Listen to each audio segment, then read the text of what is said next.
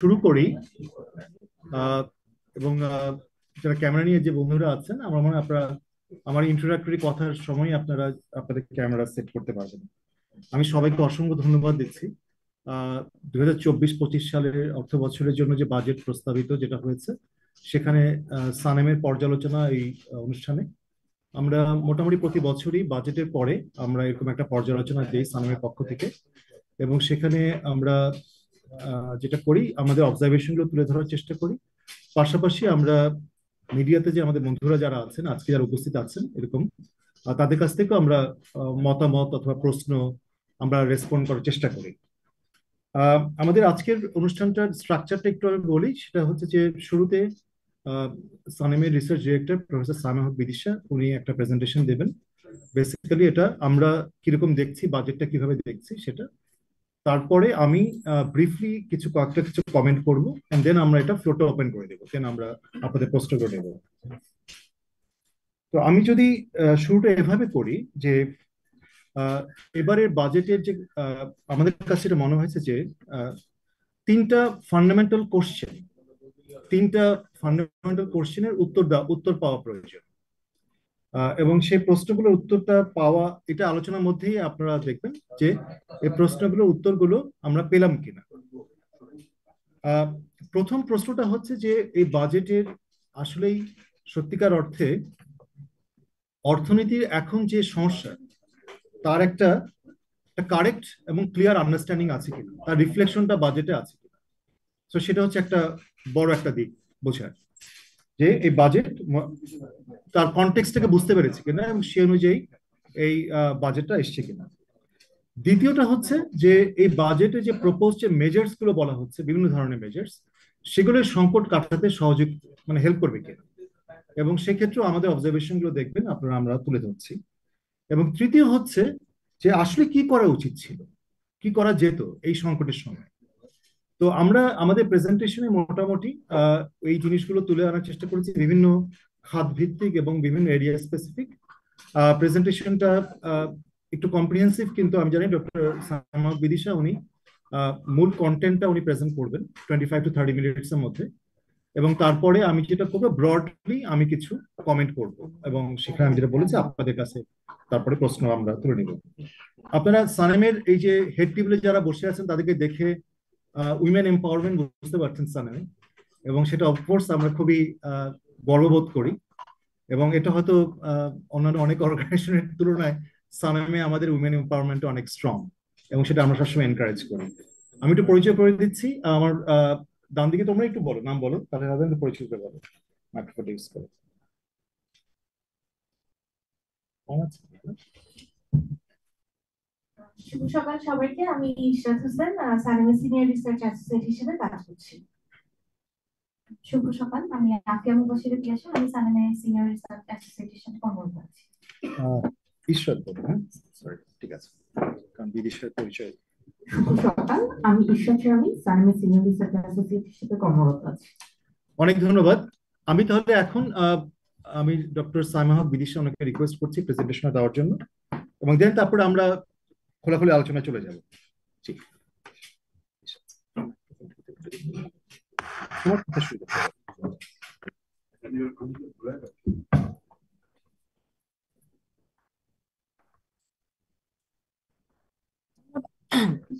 ধন্যবাদ এবং শুভ সকাল সবাইকে।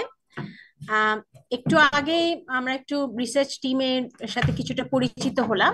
আজকে আমরা যে আলোচনা করব সেখানে রিসার্চ টিমে প্রফেসর সেলিম রায়হান এবং আমার সাথে সানেমের আর কিছু তরুণ গবেষক রয়েছেন, এবং তাদের অনেকেই আসলে আমাদের সরাসরি ছাত্রছাত্রী ছিলেন। সুতরাং সানেমে এই জিনিসটাও আমরা একটু চেষ্টা করি যে যাতে তরুণ যারা গবেষক রয়েছেন তাদেরকে যাতে আমাদের কাজের সাথে সম্পৃক্ত করে তাদের কাজটাকে এবং তাদের আইডিয়া গুলোকে যাতে আমরা নিতে পারি।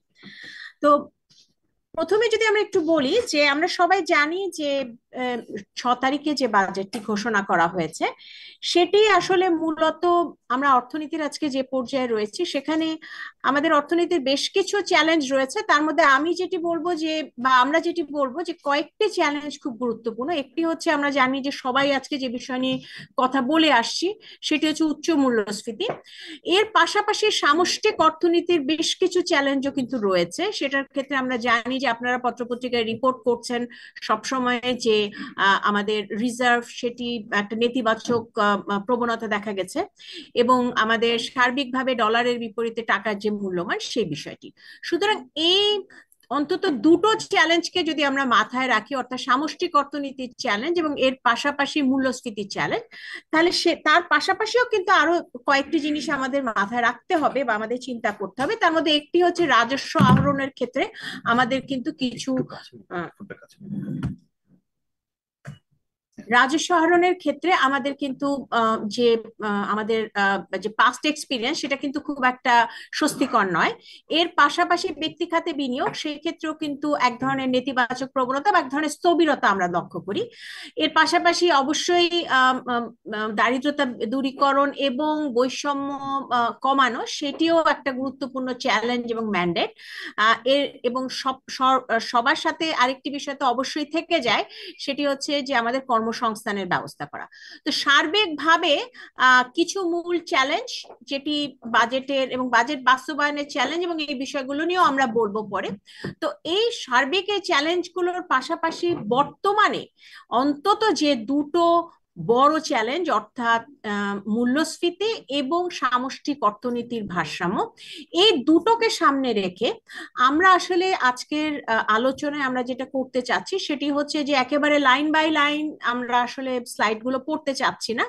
আমরা বরঞ্চ সার্বিকভাবে এই বাজেটটি আসলে এই চ্যালেঞ্জগুলো মোকাবেলা করবার জন্য কি কি ধরনের দিক নির্দেশনা আছে এবং আরো কি কি আসলে করা যেত সেই প্রাসঙ্গিক যে প্রেক্ষাপট সেই প্রেক্ষাপটে কথা বলতে চাচ্ছি।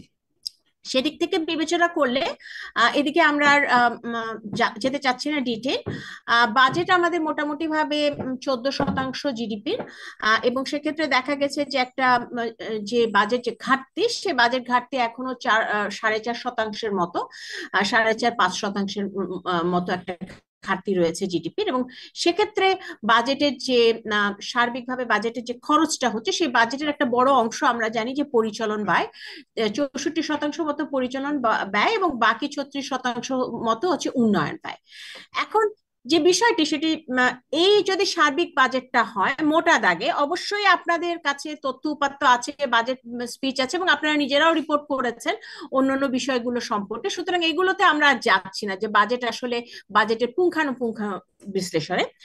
আমরা যদি এখন বলি যে এখন এই বাজেটের আমাদের দৃষ্টিতে মূল চ্যালেঞ্জগুলো যেটি বললাম সেটির ক্ষেত্রে আসলে প্রথম বিষয়টা তো অবশ্যই আমাদের মূল্যস্ফীতিটাকে একটা সহনীয় মাত্রায় নিয়ে আসা। এবং মূল্যস্ফীতিটাকে সহনীয় মাত্রায় যদি নিয়ে আসার কথা বলা হয় তাহলে আমরা কিন্তু গত কয়েক মাস ধরে, অন্তত গত 1 বছর ধরে আমরা কিন্তু একদম কনস্ট্যান্টলি একটা মূল্যস্ফীতির একটা উল্লম্ফন লক্ষ্য করেছি এবং সেটি বর্তমানে 9-10% বিবিএস এর তথ্য মতেই রয়েছে, যেটি আসলে সাধারণ মানুষের উপরে নিম্নবিত্ত থেকে মধ্যবিত্ত পর্যন্ত একটা বড় ধরনের চাপ তৈরি করেছে।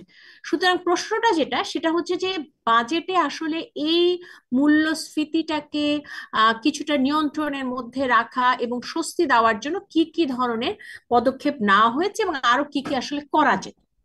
তো এই প্রথম চ্যালেঞ্জটাকে নিয়ে যদি বলা হয় তাহলে প্রথম কথা হচ্ছে যে আমরা দেখেছি যে গত বছরের তুলনায় যদি আমরা লক্ষ্য করি বা তার আগের বছরের তুলনায় লক্ষ্য করি বাজেটের হার কতটুকু বেড়েছে, এবার দেখা গেছে যে 5% মতো বেড়েছে।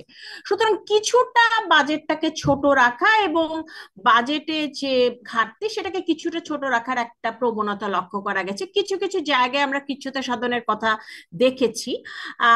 আরো কিছু কিছু জায়গায় আমরা যেটা দেখেছি সেটা হচ্ছে যে বিভিন্ন ক্ষেত্রে মূসক এবং আমদানি শুল্ক এই দুটো জায়গায় কিছু কাটছাট করা হয়েছে। যেমন একটা গুরুত্বপূর্ণ আমি বলবো যে একটা ভালো পদক্ষেপ আমরা লক্ষ্য করেছি যে উৎস কর, ঋণপত্র খোলার ক্ষেত্রে যে উৎস কর সেটা কয়েকটি গুরুত্বপূর্ণ পণ্যের ক্ষেত্রে এটা কমিয়ে আনা হয়েছে। আমরা আশা করি এটার হয়তো একটা প্রতিফলন বাজারে আমরা দেখতে পাবো, সামান্য হলেও এটার একটা প্রতিফলন হয়তো দেখা যাবে। সুতরাং এইগুলোকে আমরা ইতিবাচক দিক দিয়ে দেখছি। এর পাশাপাশি সাধারণ মানুষকে কিছুটা স্বস্তি দেওয়ার জন্য যে সামাজিক নিরাপত্তা কর্মসূচি, সেখানে মাথাপিছু বরাদ্দ এবং সামাজিক নিরাপত্তা কর্মসূচিগুলোর মধ্যে কিছুটা আকারে কিছু কিছু খাতে নতুন মানুষকে নিয়ে আসার চেষ্টা করা হয়েছে। এবং টিসিবির কর্মকাণ্ড সাথে সংশ্লিষ্ট যেগুলো, সেটি হচ্ছে যে ওএমএস এর মাধ্যমে বিভিন্ন ধরনের পণ্য সরবরাহ করার বিষয়টা, ফ্যামিলি কার্ডের বিষয়টা, রেশনের ব্যবস্থা করাটা। তো এই জায়গাগুলোতে আমরা দেখেছি যে কিছু কিছু পদক্ষেপ নেওয়া হয়েছে। তো এখন বিষয়টা হচ্ছে যে, বা প্রশ্নটা যেটা, সেটা হচ্ছে যে এগুলো যে বাজেটে যে বিভিন্ন পদক্ষেপ নেওয়া হয়েছে, সেটার সাথে বাজেটে আসলে প্রাক্কলন কি করা হয়েছে। প্রাক্কলন করা হয়েছে মূল্যস্ফীতি 6.5%। প্রশ্নটা যেটা, সেটা হচ্ছে যে যখন 6.5% মূল্যস্ফীতির প্রাক্কলনটা করা হয়, যখন আমরা বর্তমানে 9 থেকে 10% মূল্যস্ফীতির মধ্য দিয়ে যাচ্ছি, সেখানে এই যে বিভিন্ন ধরনের ইনিশিয়েটিভের কথা বললাম, অবশ্যই এগুলো হচ্ছে গুরুত্বপূর্ণ বিভিন্ন ধরনের কর্মকাণ্ড, কিন্তু আরো ছোটখাটো বিষয় আছে যেগুলো ডিটেইলে আমরা যাচ্ছি না। সেটা কি আসলে যথেষ্ট, সেখানেই আসলে প্রশ্নটা থেকে যায়। এবং আমরা যেটা মনে করি যে আরো বেশ কিছু জায়গায় কিন্তু কাজ করা ছিল, যদি সেই কাজ করার মাধ্যমে আমরা হয়তো মূল্যস্ফীতিটাকে কিছুটা সহনীয় মাত্রায় আনা কিন্তু সম্ভব। এবং সেই জায়গাগুলোতে যেমন করা যেতে পারতো, সেটা হচ্ছে যে বাজেটের আকারটা হয়তো আরেকটু কম রাখা যেত। হ্যাঁ, অবশ্যই আমরা জানি আমাদের বাজেটের আকারটা, নির্দিষ্ট বাজেটের আকার একটা থাকার দরকার, কিন্তু যেটি বিষয় সেটি হচ্ছে যে যখন আমরা এক ধরনের সংকট বলবো না, বাট অন্তত বলবো যে একটা বড় ধরনের চ্যালেঞ্জের মধ্যে যখন আমরা আছি, তখন সাধারণ মানুষকে কিছু স্বস্তি দেওয়ার জন্য আমাদের আভ্যন্তরীণ খাতের ঋণ এবং বৈদেশিক ঋণ দুটোরই কিন্তু নেতিবাচক প্রভাব রয়েছে। আমরা সার্বিকভাবে অর্থনীতির কথা চিন্তা করি এবং সামষ্টিক অর্থনীতির যে যে পরিস্থিতি এবং মূল্যস্ফীতি দুটোর কথাই যখন আমরা চিন্তা করি, যেমন যদি আমরা কেন্দ্রীয় ব্যাংক থেকে ঋণের কথা চিন্তা করি, যখন ডোমেস্টিক ফাইন্যান্সিং এর বিষয়টা আসবে, তখন কিন্তু কেন্দ্রীয় ব্যাংক থেকে ঋণ নেওয়া হয়, এবং কেন্দ্রীয় ব্যাংক থেকে ঋণ নেওয়ার এবারও এক ধরনের পদক্ষেপ রয়েছে এবং পরিকল্পনা রয়েছে, এবং সেটা কিন্তু আসলে মূল্যস্ফীতিকে আরো উস্কে দেয়।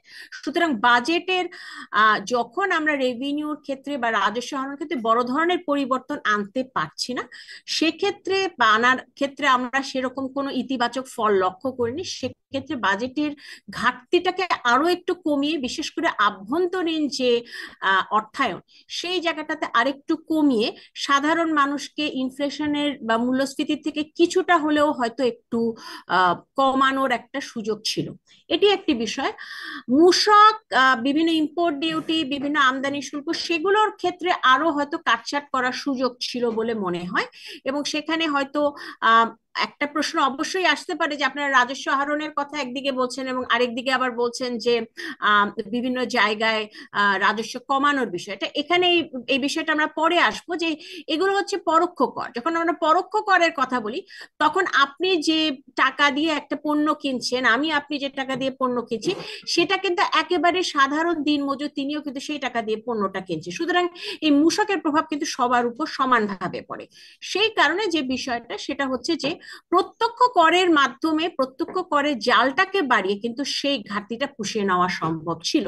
কিন্তু সেক্ষেত্রে আমরা কিন্তু প্রতি বছরে যেটা লক্ষ্য করছি, কর হারের দিকে যতটা নজর দেওয়া হচ্ছে, করের আওতা বা করের জালটাকে বাড়ানোর দিকে কিন্তু সেই নজরটা দেওয়া হচ্ছে না। এবং সেই কারণেই কিন্তু প্রতি বছর দেখা যাচ্ছে যে বাজেটে যে ঘাটতিটা হচ্ছে, সেই ঘাটতিটাকে পুষিয়ে নেওয়ার জন্য আবার অর্থায়ন করা হচ্ছে, এবং সেটার আবার একটা সার্বিকভাবে অর্থনীতিতে একটা নেতিবাচক প্রভাব পড়ছে।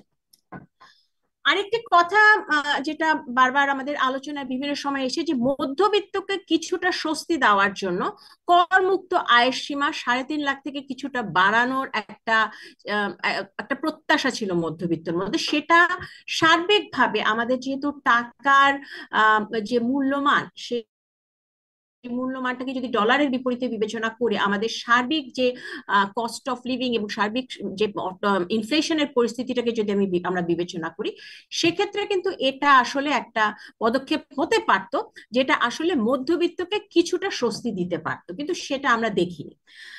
আরেকটি বিষয় হচ্ছে যে ব্যক্তি খাতে যে বিভিন্ন প্রণোদনাগুলো দেওয়া হয়, সেই প্রণোদনাগুলোর সাথে কিছুটা হয়তো নতুন ধরনের কিছু উদ্ভাবনী কিছু কৌশল নেওয়া যেতে পারতো, কিছুটা শর্ত সাপেক্ষ প্রণোদনার ব্যবস্থা যদি করা যেত, অর্থাৎ বিভিন্ন ধরনের রেশনের ব্যবস্থা এবং ব্যক্তি খাতকে উদ্বুদ্ধ করবার জন্য ব্যক্তি খাতে যে বিভিন্ন ধরনের কর দেওয়া দিচ্ছে বা কর ছাড়ের মাধ্যমে তাদেরকে উদ্বুদ্ধ করার যে বিষয়টা, সেটাও হয়তো করা যেত। সার্বিকভাবে 6.5% মূল্যস্ফীতিটাকে অর্জন করার জন্য বাজেটে কিছুটা অ্যাডহক বেসিসে কিছুটা পদক্ষেপ থাকলেও মোটামুটি ভাবে একটা ধারাবাহিক কথাই আমরা আসলে দেখেছি, এবং নতুন কোন ধরনের পদ্ধতি যেটার মাধ্যমে আসলে 9-10% যে ইনফ্লেশন সেই মূল্যস্ফীতিটাকে কমিয়ে 6.5% আনার বিষয়টা, সেই ধরনের তেমন কিছু কিন্তু পদক্ষেপ আমরা লক্ষ্য করিনি। এরপরে যেটি সেটি হচ্ছে সামষ্টিক অর্থনীতির ভারসাম্য। এখানে অনেক বিষয় আছে, এখানে একটা জিনিস বলা ভালো যে সামষ্টিক অর্থনীতির ভারসাম্যর বিষয়টার ক্ষেত্রে কিন্তু মুদ্রানীতি একটা গুরুত্বপূর্ণ ভূমিকা পালন করে।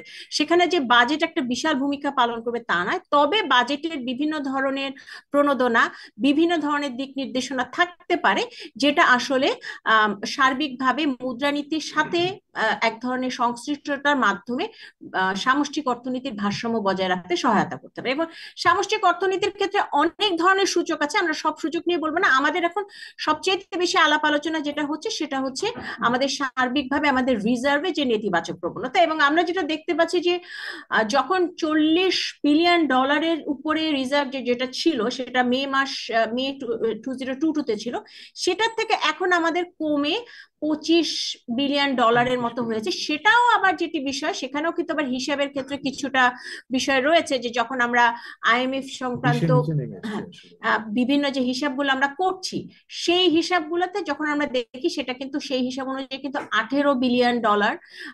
কোনো কোনো জায়গায় এটাও বলা হয় যে যদি দায়গুলোকে আমরা বিবেচনা করি তখন সেটা 13-14 বিলিয়ন ডলারেও কিন্তু যায়। কারণ সুতরাং সত্যিকার অর্থে রিজার্ভটা হয়তো 13-14 বিলিয়ন থেকে 20-এর নিচেই আছে।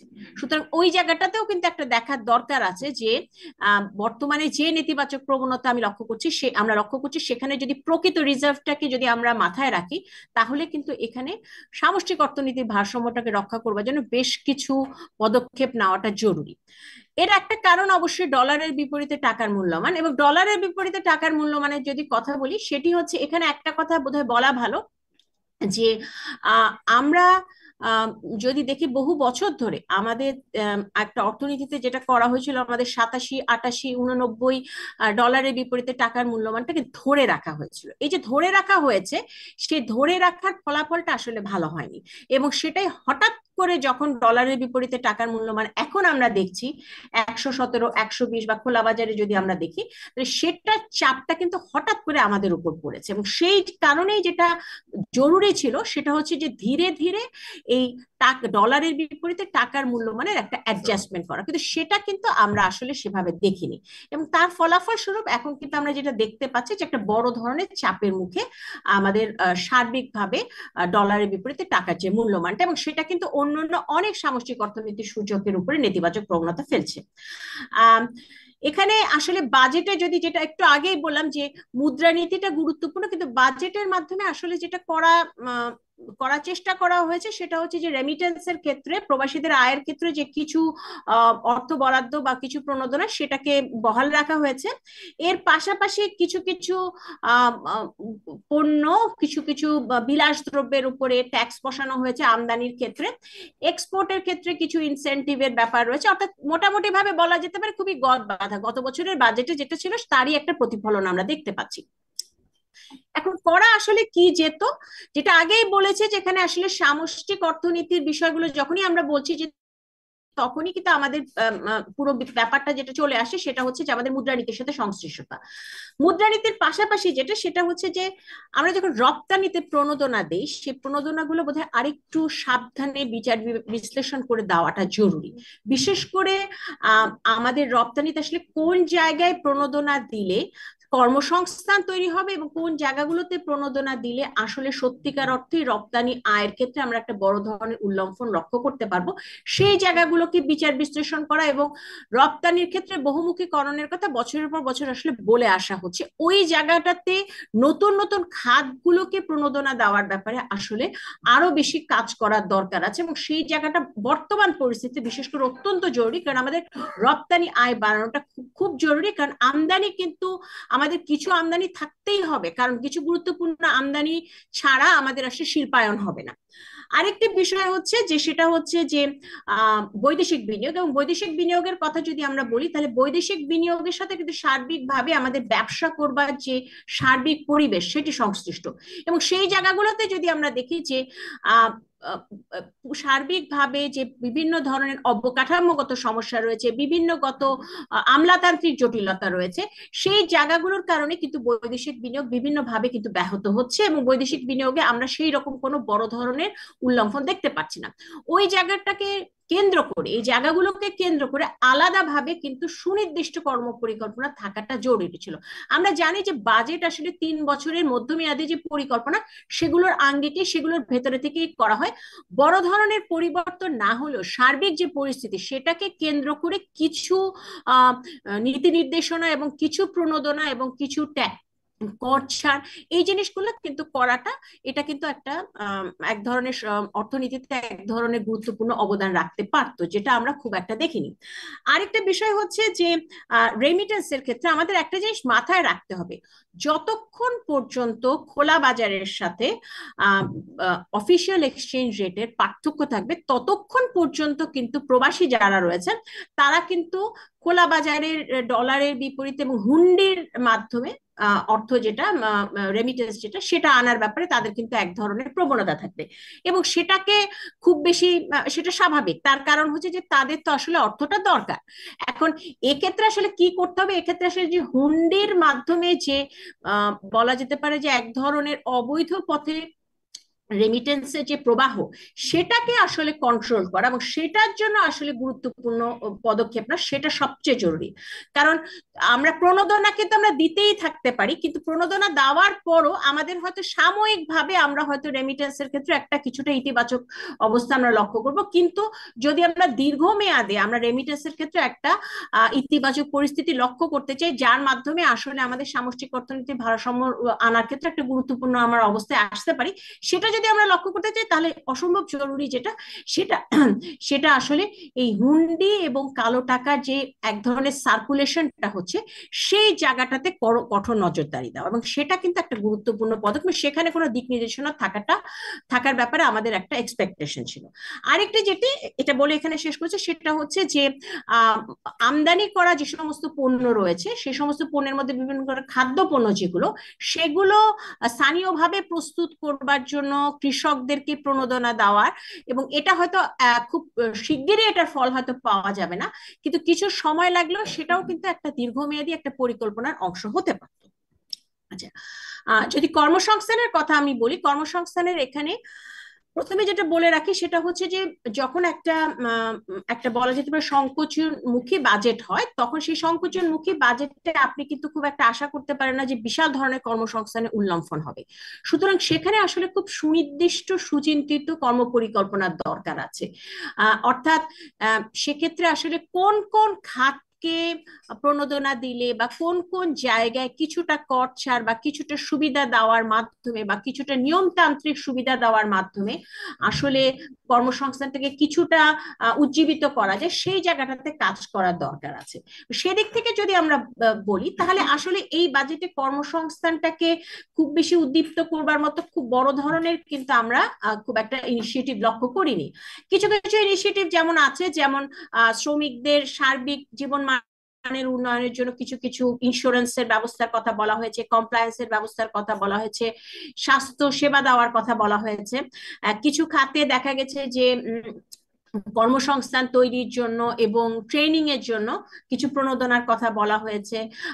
বিদেশি যারা প্রবাসী যারা রয়েছেন তাদেরকে ট্রেনিং দেওয়ার জন্য বেশ কিছু ইনিশিয়েটিভের কথা বলা হয়েছে। কিন্তু সার্বিকভাবে যদি বিবেচনা করি, খুব বড় ধরনের, কিন্তু যেহেতু কর্মসংস্থান একটা ক্রস কাটিং বিষয়, খুব বড় ধরনের কিন্তু আমরা আসলে পরিবর্তন লক্ষ্য করিনি।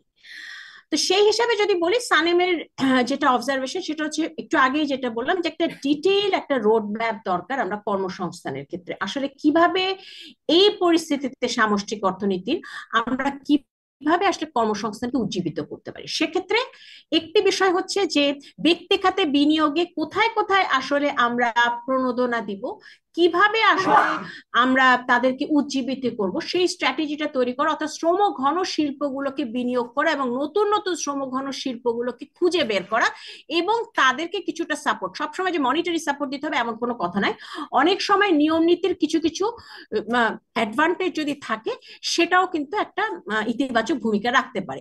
আরেকটি বিষয় যেটা, সেটা হচ্ছে এক্ষেত্রে খুব গুরুত্বপূর্ণ হচ্ছে ক্ষুদ্র এবং কুটির শিল্প এবং মাঝারি শিল্প যেগুলো রয়েছে। যেহেতু বড় শিল্পে খুব বড় ধরনের একটা বিনিয়োগের ক্ষেত্রে আমরা খুব বেশি ইতিবাচক প্রবণতা লক্ষ্য করছি না, এবং এটা খুব খুব একটা অস্বাভাবিক না সার্বিক অর্থনীতির বিচারে। সেক্ষেত্রে ছোট ছোট শিল্পগুলোকে আমরা ছোট ছোট প্রণোদনা দেওয়ার মাধ্যমে মানুষের কর্মসংস্থান তৈরি এবং সার্বিকভাবে মানুষের, বিশেষ করে গ্রামীণ অর্থনীতির মানুষের জীবন মানের উন্নয়নের ক্ষেত্রে আমরা কিন্তু কাজ করতে পারি।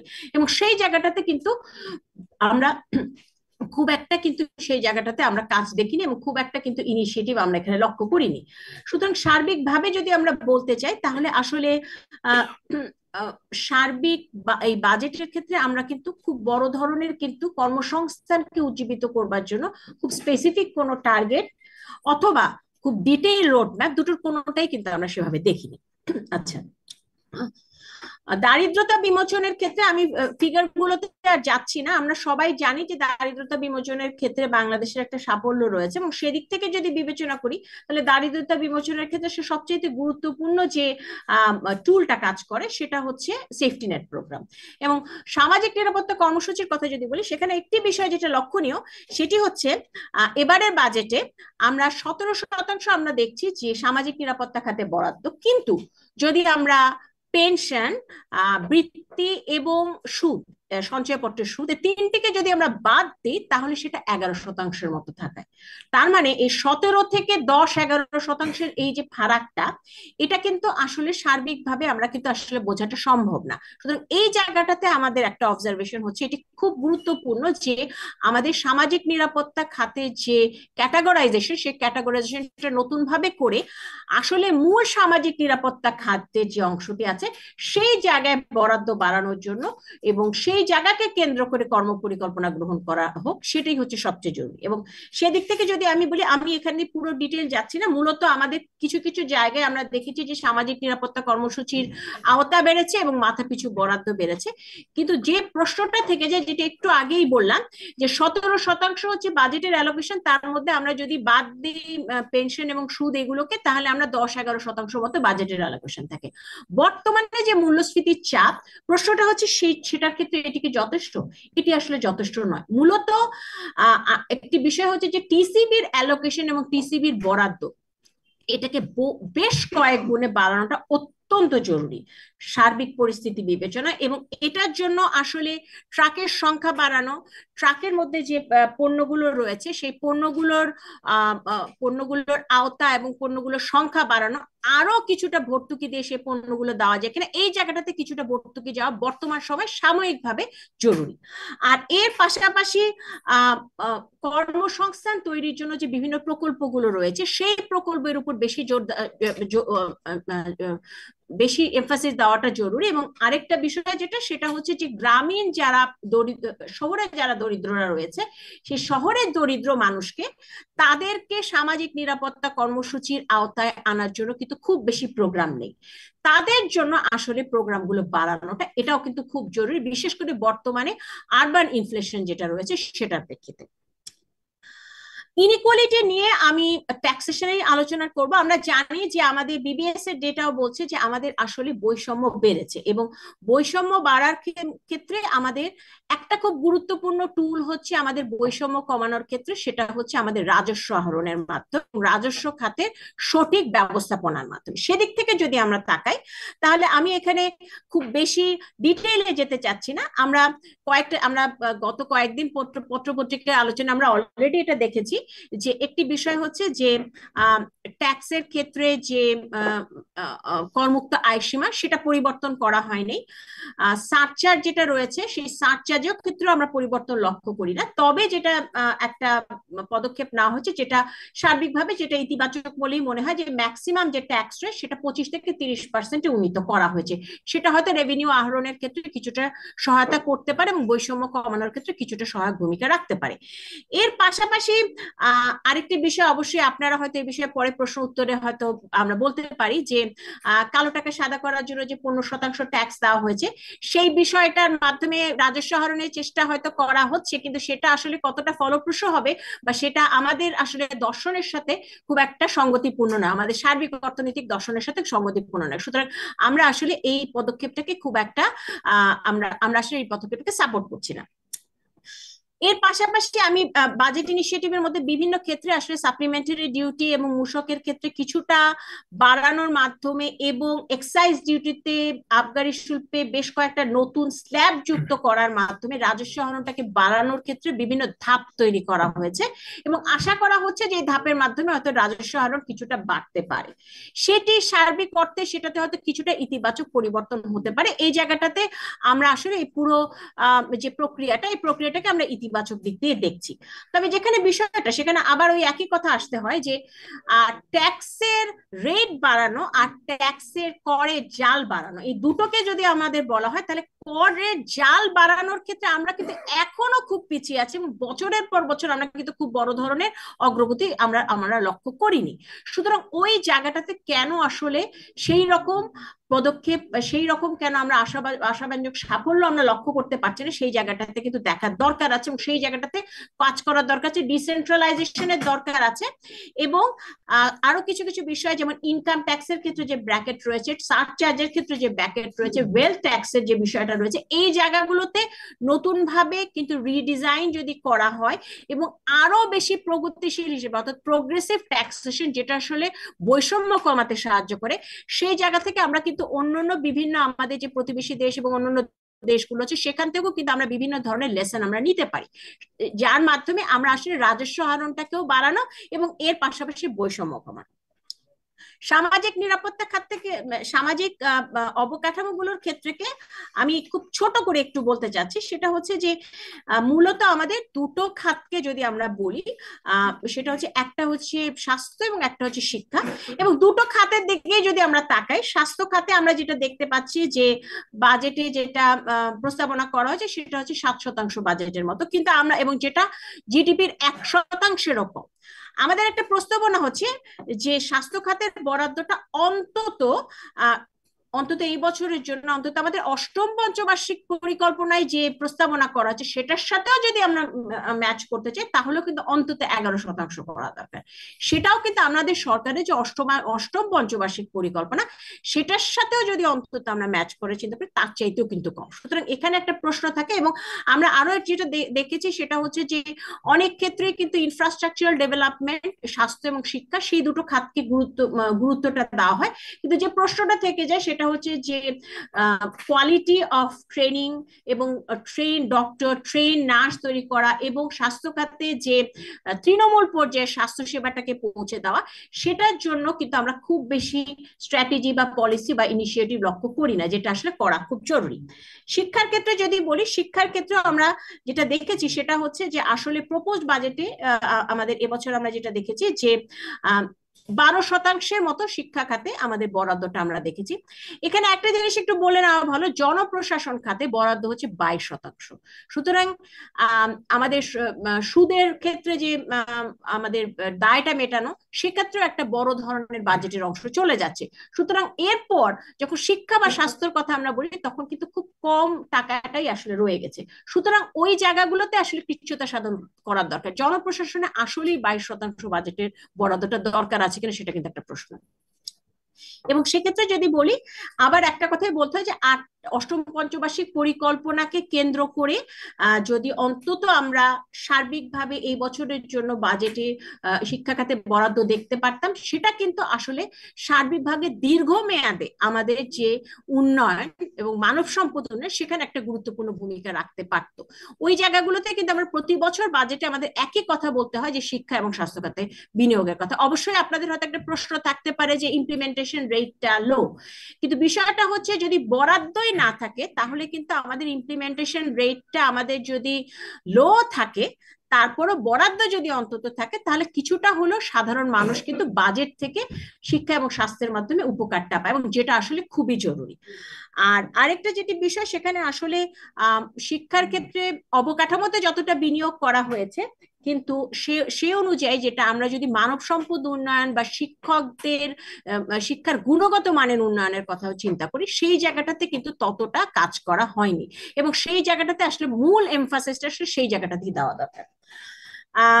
এগ্রিকালচারের ক্ষেত্রে এগ্রিকালচারটা সবসময় দেখা যায় যে আমাদের বাজেটগুলোতে খুব বেশি গুরুত্ব পায় না, 3 থেকে 4% বাজেটে।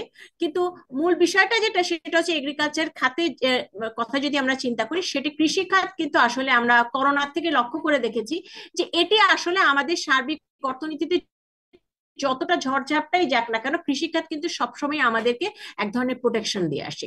সেখানে আসলে কৃষকদেরকে কিভাবে বিভিন্ন রকম সহায়তা করা যায়, সানেমের অবজারভেশন হচ্ছে এগ্রিকালচার ইনোভেশনের দিকে গুরুত্ব দেওয়া, ইম্পোর্ট ড্রিভেন যে ক্রপগুলো রয়েছে সেগুলোর ক্ষেত্রে কিছু প্রণোদনা দেওয়া, কৃষকদেরকে জলবায়ু পরিবর্তনের ঝুঁকি থেকে রক্ষা করার জন্য বিভিন্ন ধরনের ট্রেনিং দেওয়া এবং সহায়তা প্রদান করা ইত্যাদি কর্মসূচিগুলো জরুরি, এবং এই খাতগুলোতে বরাদ্দ কোনোভাবেই কমানো যাবে না। পাওয়ার অ্যান্ড এনার্জি নিয়ে আমি আসলে খুব বেশি বলতে চাচ্ছি না, আপনাদের স্লাইডে আছে, যেহেতু আমাদের সময়টা একটু কম। আরেকটা জায়গায় একটু আমাদের কথা বলার অবশ্যই আছে, সেটা হচ্ছে যে আর্থিক খাত। এবং আর্থিক খাতের ক্ষেত্রে আমরা যেটা দেখি যে আমাদের যে খেলাপি ঋণ, সে খেলাপি ঋণটাকে আসলে কমানোর জন্য সেই ধরনের কোনো কর্ম পরিকল্পনা কিন্তু এবছরের বাজেটেও নেই, যদিও প্রতি বছর বাজেটে আমরা খেলাপি ঋণ বেড়েই চলছে। এবং আরেকটা জিনিস হচ্ছে আভ্যন্তরীণ খাত থেকে ঋণ নেওয়ার ফলে যে ব্যক্তি খাতে ঋণের প্রবাহ কমে যাওয়া, যখন আমাদের এক ধরনের তারল্য সংকট রয়েছে বা তারল্যের অবস্থা যেহেতু খুব একটা ইতিবাচক নয়, সেক্ষেত্রে সেই বিষয়টাকেও কিন্তু গুরুত্ব দেওয়ার বিষয়টা, এবং সেই বিষয়টা খুব একটা প্রতিফলন কিন্তু আমরা লক্ষ্য করিনি। আর আরেকটা বিষয় আমরা যেটা বলতে চাই যে কেন্দ্রীয় ব্যাংক থেকে ঋণ নেওয়া, এই জিনিসটা যেহেতু মূল্যস্ফীতিটাকে উস্কে দিতে পারে, সেটাকে কিন্তু অবশ্যই ডিসকারেজ করা জরুরি। সার্বিকভাবে বাজেট ইমপ্লিমেন্টেশনের ক্ষেত্রে একটা পয়েন্টই আমাদের দিক থেকে থাকবে, আমাদের এখানে স্লাইডগুলো রয়েছে, স্লাইডগুলোতে বিভিন্ন তথ্য আপনারা পেয়ে যাবেন, সুতরাং এখানে আমরা খুব একটা সময় দিতে চাচ্ছি না। যেটা বিষয় সেটা হচ্ছে একটা কঠোর পরিবীক্ষণ এবং মূল্যায়ন করার দরকার রয়েছে। অর্থাৎ যে প্রকল্পগুলো কেন সময় মতো শেষ করা গেল না, সেটার জন্য আসলে সঠিক জবাবদিহিতা যদি থাকে, তাহলে আসলে প্রকল্পের বাস্তবায়নের হারটাও হয়তো আমরা একটু ইতিবাচক দেখবো। এবং সেই জায়গাটাতে আসলে প্রতি বছর আমরা একই কথা বলে আসি, কিন্তু খুব বেশি কিন্তু আমরা পরিবর্তন লক্ষ্য করছি না। ফাইনাল ওয়ার্ড হচ্ছে, বর্তমানে আমাদের যে আর্থিক যে পরিস্থিতি, সেই পরিস্থিতিতে যেটা গুরুত্বপূর্ণ সেটা হচ্ছে আমাদের বাজেটের ক্ষেত্রে অগ্রাধিকারটা তৈরি করা, এবং অগ্রাধিকারটা তৈরি করার ক্ষেত্রে অগ্রাধিকার আমাদের তৈরি করতে হবে আমাদের বিভিন্ন উন্নয়ন বাজেটের ক্ষেত্রে কোন জায়গায় আসলে আমরা অর্থ দেব। আমাদের চিন্তা করতে হবে যে আমাদের পরিচালন ব্যয় যেটা, সেটা আমরা কিভাবে কমিয়ে আনবো, এবং সেই জায়গাটাতে অপ্রয়োজনীয় ব্যয় কমিয়ে আনার কথা বলা হয়েছে, কিছু হয়তো কাজ করাও হয়েছে, কিন্তু এখনো কিন্তু আমরা দেখতে পাচ্ছি যে পরিচালন ব্যয় হচ্ছে 64% মতো বাজেটের। সুতরাং এত বড় পরিচালন ব্যয় যদি থাকে, এবং যেটা একটু আগে বললাম যে অনেক মন্ত্রণালয়ে 20%, 22% বরাদ্দ আছে, এখানে কিন্তু একটা প্রশ্ন থাকে যে বর্তমানে যখন আমাদের একটা টাইট ম্যাক্রো সিচুয়েশনের মধ্য দিয়ে যাচ্ছে, তখন ওই জায়গাগুলোতে ব্যয় কাটছাট আরো করা যেত কিনা, সেটা একটা বড় একটা প্রশ্ন। আর মনিটরিং এন্ড ইভালুয়েশন বা পরিবীক্ষণ এবং মূল্যায়নের কথা বলা হয়েছে। আর আমাদের যেটি কর আহরণ ব্যবস্থা, সেখানে আসলে অন্তত 3টে জায়গায় বড় ধরনের কিন্তু সংস্কারের কথা বলে আমরা শেষ করতে চাই। একটি জায়গা হচ্ছে কর আহরণ এবং রাজস্ব আয়ের জায়গায়, এবং সেখানে পরোক্ষ করের বদলে প্রত্যক্ষ করের ক্ষেত্রে একটা বড় ধরনের প্রোগ্রেসিভ স্ট্রাকচার আনার দরকার আছে, প্রোগ্রেসিভিটি আনার দরকার আছে, পরিবর্তন আনার দরকার আছে। দ্বিতীয় হচ্ছে যে আমাদের আর্থিক খাত যেটা, সেখানে এক ধরনের বড় ধরনের সংস্কারের দরকার আছে, ইনস্টিটিউশন রিফর্মের দরকার আছে। এবং তৃতীয় হচ্ছে আমার ব্যয়ের যে খাতগুলো রয়েছে, সেই ব্যয়ের খাতগুলোতেও বড় ধরনের সংস্কারের দরকার আছে। এবং এর পাশাপাশি আমরা যদি দীর্ঘমেয়াদী উন্নয়ন পরিকল্পনার কথা চিন্তা করি, তাহলে আসলে আমাদের অগ্রাধিকারের জায়গায় সব সময় শিক্ষা, স্বাস্থ্য এবং সামাজিক নিরাপত্তা কর্মসূচিতে অগ্রাধিকার দিতে হবে, এবং এই জায়গায় কোনো ধরনের কাটছাট নয়, বরঞ্চ যতটা আমাদের প্রয়োজন সেই অনুযায়ী কিন্তু আসলে বরাদ্দটা থাকা দরকার। কাটছাটটা বরঞ্চ করতে হবে অন্যান্য বিভিন্ন জায়গায়। ধন্যবাদ।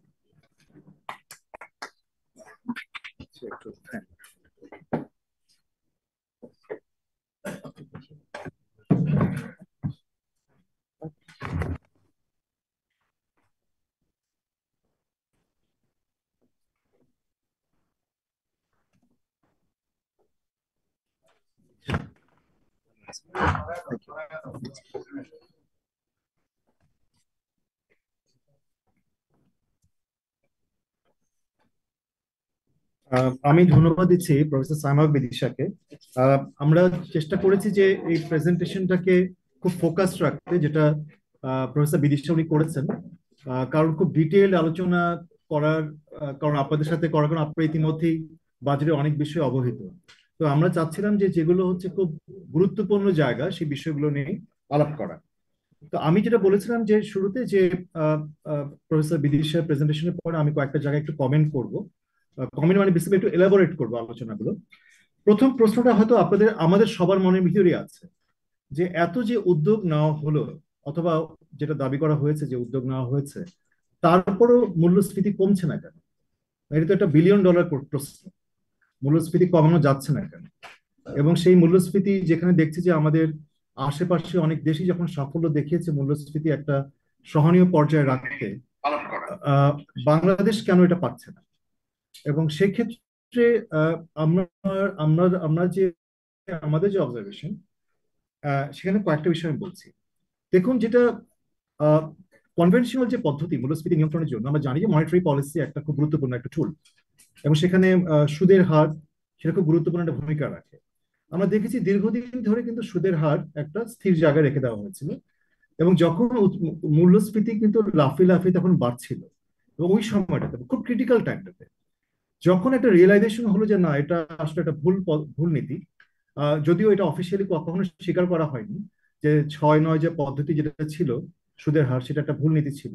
আমরা সবসময় বলে এসেছি এটা একটা ভুল নীতি। যখন এটা এক ধরনের একটা উপলব্ধি হলো, তখন কিন্তু চেষ্টা করা হয়েছে যে এটাকে এক ধরনের একটা মার্কেট বেসড রেটের সাথে সঙ্গতিপূর্ণ করা।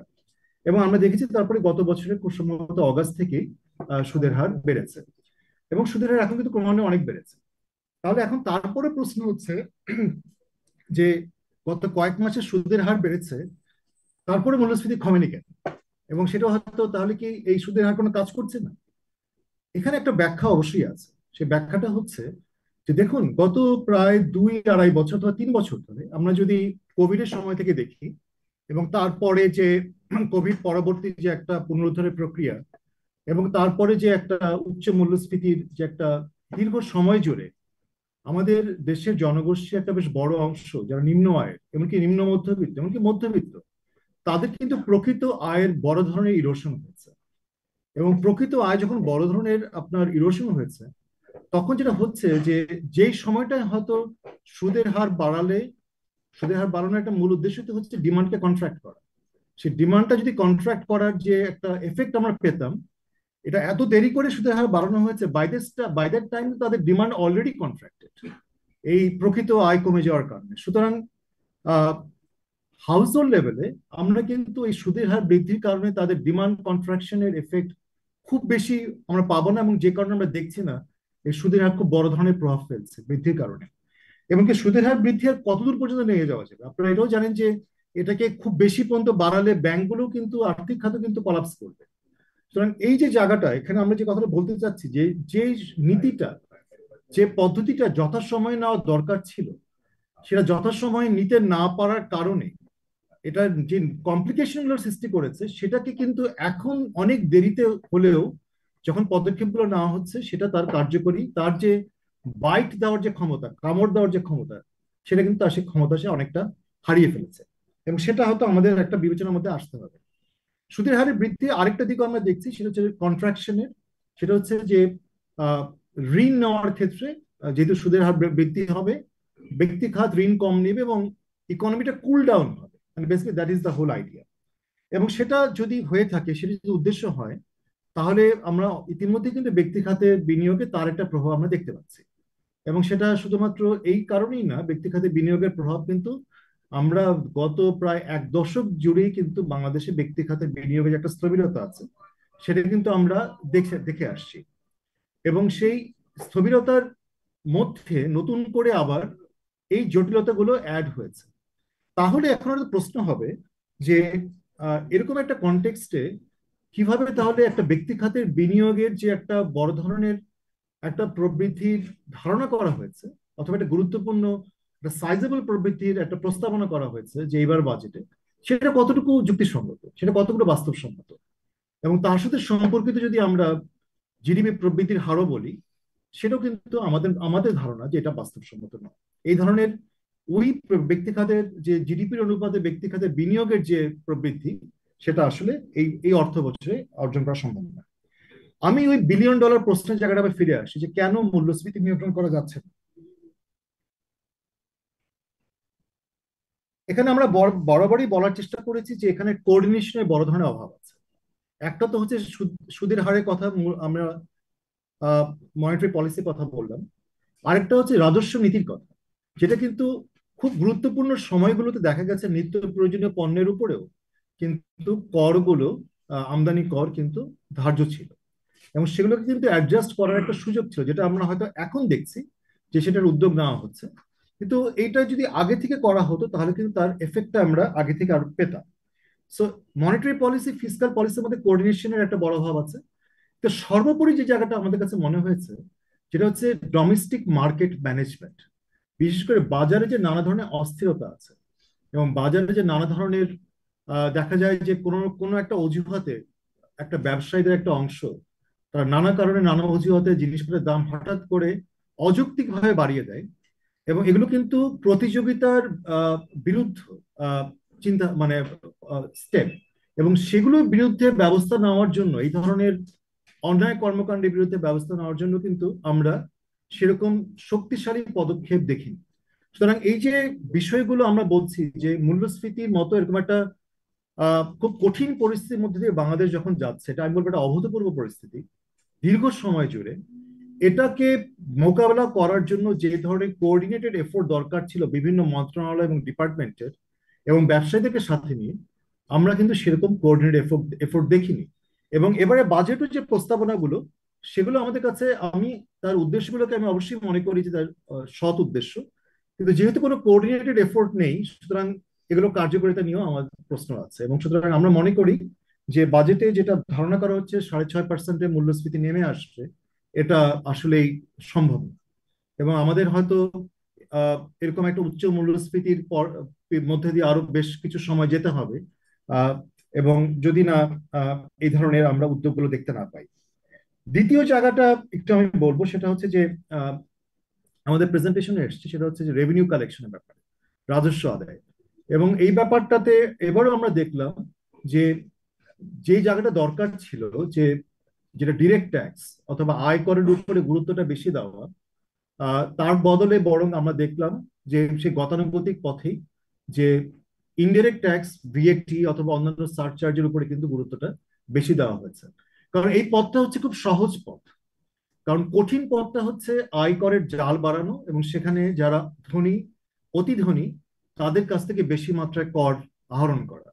আমরা এটাও জানি যে অতি ধনী এবং ধনী যারা আছেন তারা কিন্তু নানা কারণে কর দেন না, নানাভাবে তারা করের আওতামুক্ত, তারা নানাভাবে কিন্তু কর এভেট করেন। এবং এবং তারা অনেক কারণগুলো, নানা কারণ যখন বলছি এটা নিশ্চয়ই বিভিন্ন কারণের ব্যাখ্যা আছে। তাদের বিভিন্ন কানেকশন, রাজনৈতিক কানেকশন, অর্থনৈতিক কানেকশন, তারা প্রভাবশালী বিভিন্নভাবে, এবং এগুলোকে ব্যবহার করে তারা কিন্তু বিভিন্ন করের আওতা থেকে তারা মুক্ত থাকে। এবং তাদের বিরুদ্ধে যদি এরকম ব্যবস্থা না নেওয়া যায়, অথবা তাদের যৌক্তিক যে করটা দেওয়া তাদের দরকার সেই জায়গায় যদি না যাওয়া যায়, তাহলে কিন্তু আমরা কর কাঠামো বড় ধরনের পরিবর্তন দেখবো না। আমরা অবশ্যই প্রশংসা করি যে সর্বোচ্চ কর হার 25 থেকে 30% বাড়ানো হয়েছে, সেটা যেমন প্রশংসনীয়। কিন্তু একই সাথে আমরা যদি ওই অতি ধনী এবং ধনীদের যারা, তাদেরকে যদি করের আওতার মধ্যে আনতে না পারি, এবং তাদেরকে যে ন্যায্য যে করটা তারা দেওয়া দরকার তারা যদি তাদের কাছে আদায় করতে না পারি, তাহলে কিন্তু এই কর ব্যবস্থা ন্যায্যতা ভিত্তিক হবে না। এবং সেক্ষেত্রে যে কথাটা আমরা প্রেজেন্টেশনে ডক্টর সামাহ বিদিশা বলেছেন, সেটাকে আরেকটু শক্ত হয়ে বলতে চাই। এই যে 15% ট্যাক্স দিয়ে কালো টাকা সাদা করা, এটা আমরা তীব্রভাবে এটার নিন্দা করছি। এটা কোনোভাবেই আমাদের সংবিধান, আমাদের যে ন্যায় নীতি ভিত্তিক যে আমরা সমাজের কথা আমরা বলি, তার সাথে এটা সংগতিপূর্ণ না। কারণ এখানে এটা হচ্ছে যে এটার মাধ্যমে দুর্নীতিকে উৎসাহিত করা হচ্ছে। এবং এটার মাধ্যমে যারা কর, মানে দেখুন কন্ট্রাডিকশনটা কোথায়। একদিকে বলা হচ্ছে যে আমরা কর আদায় করতে চাই, আবার আরেকদিকে বলছি যে যারা কর ফাঁকি দিয়েছে তারা কম কর দিয়ে তারা তাদের আহ, আহ, যেটা বিভিন্নভাবে তারা যে টাকা কালো টাকা অর্জন করেছে সেটাকে তারা সাদা করতে পারবে। সুতরাং এই পথটা থেকে আমরা মনে করি যে একটা সুনির্দিষ্ট সুস্পষ্ট পজিশন নেওয়া উচিত। এবং আমরা আশা করব বাজেটের আলোচনাতে সংসদে মাননীয় যারা সংসদ সদস্য আছেন তারাও প্রশ্নটা তুলবেন এবং এটা বাতিল হবে রিভাইজড হিসেবে প্রস্তাবনায়। আহ তৃতীয় জায়গাটা, ব্যাংকিং খাতে কথাটা এসছে। আমি ওই ডিটেল আলোচনায় যাচ্ছি না, যে প্রশ্নটা হয়তো আসতে পারে সেটা হচ্ছে যে এখানেও একটা বড় প্রশ্ন, যে কেন এই ব্যাংকিং খাতে এত বছরে প্রতি বছরেই ঋণ খেলাপের পরিমাণ বাড়ছে, খেলাপি ঋণের পরিমাণ বাড়ছে, কেন কমানো যাচ্ছে না? কেন ব্যাংকিং খাতে বড় ধরনের সংস্কার করা যাচ্ছে না? এখানে কি তাহলে সংস্কার বিরোধী যে শক্তিগুলো, তারা কি এতটাই শক্তিশালী যে তাদের বিরুদ্ধে ব্যবস্থা নেওয়া কঠিন? আমরা তো বরং এটা দেখি যে যারা কর খেলাপি, যারা ঋণ খেলাপি, যারা কালো টাকা, কোনো না কোনো ভাবে তারা এক সূত্রে বাঁধা, এবং তাদের বিরুদ্ধে ব্যবস্থা নেওয়ার ক্ষেত্রে ইতস্ততা কেন, আমরা সেই জায়গাটা একটু প্রশ্ন তুলছি।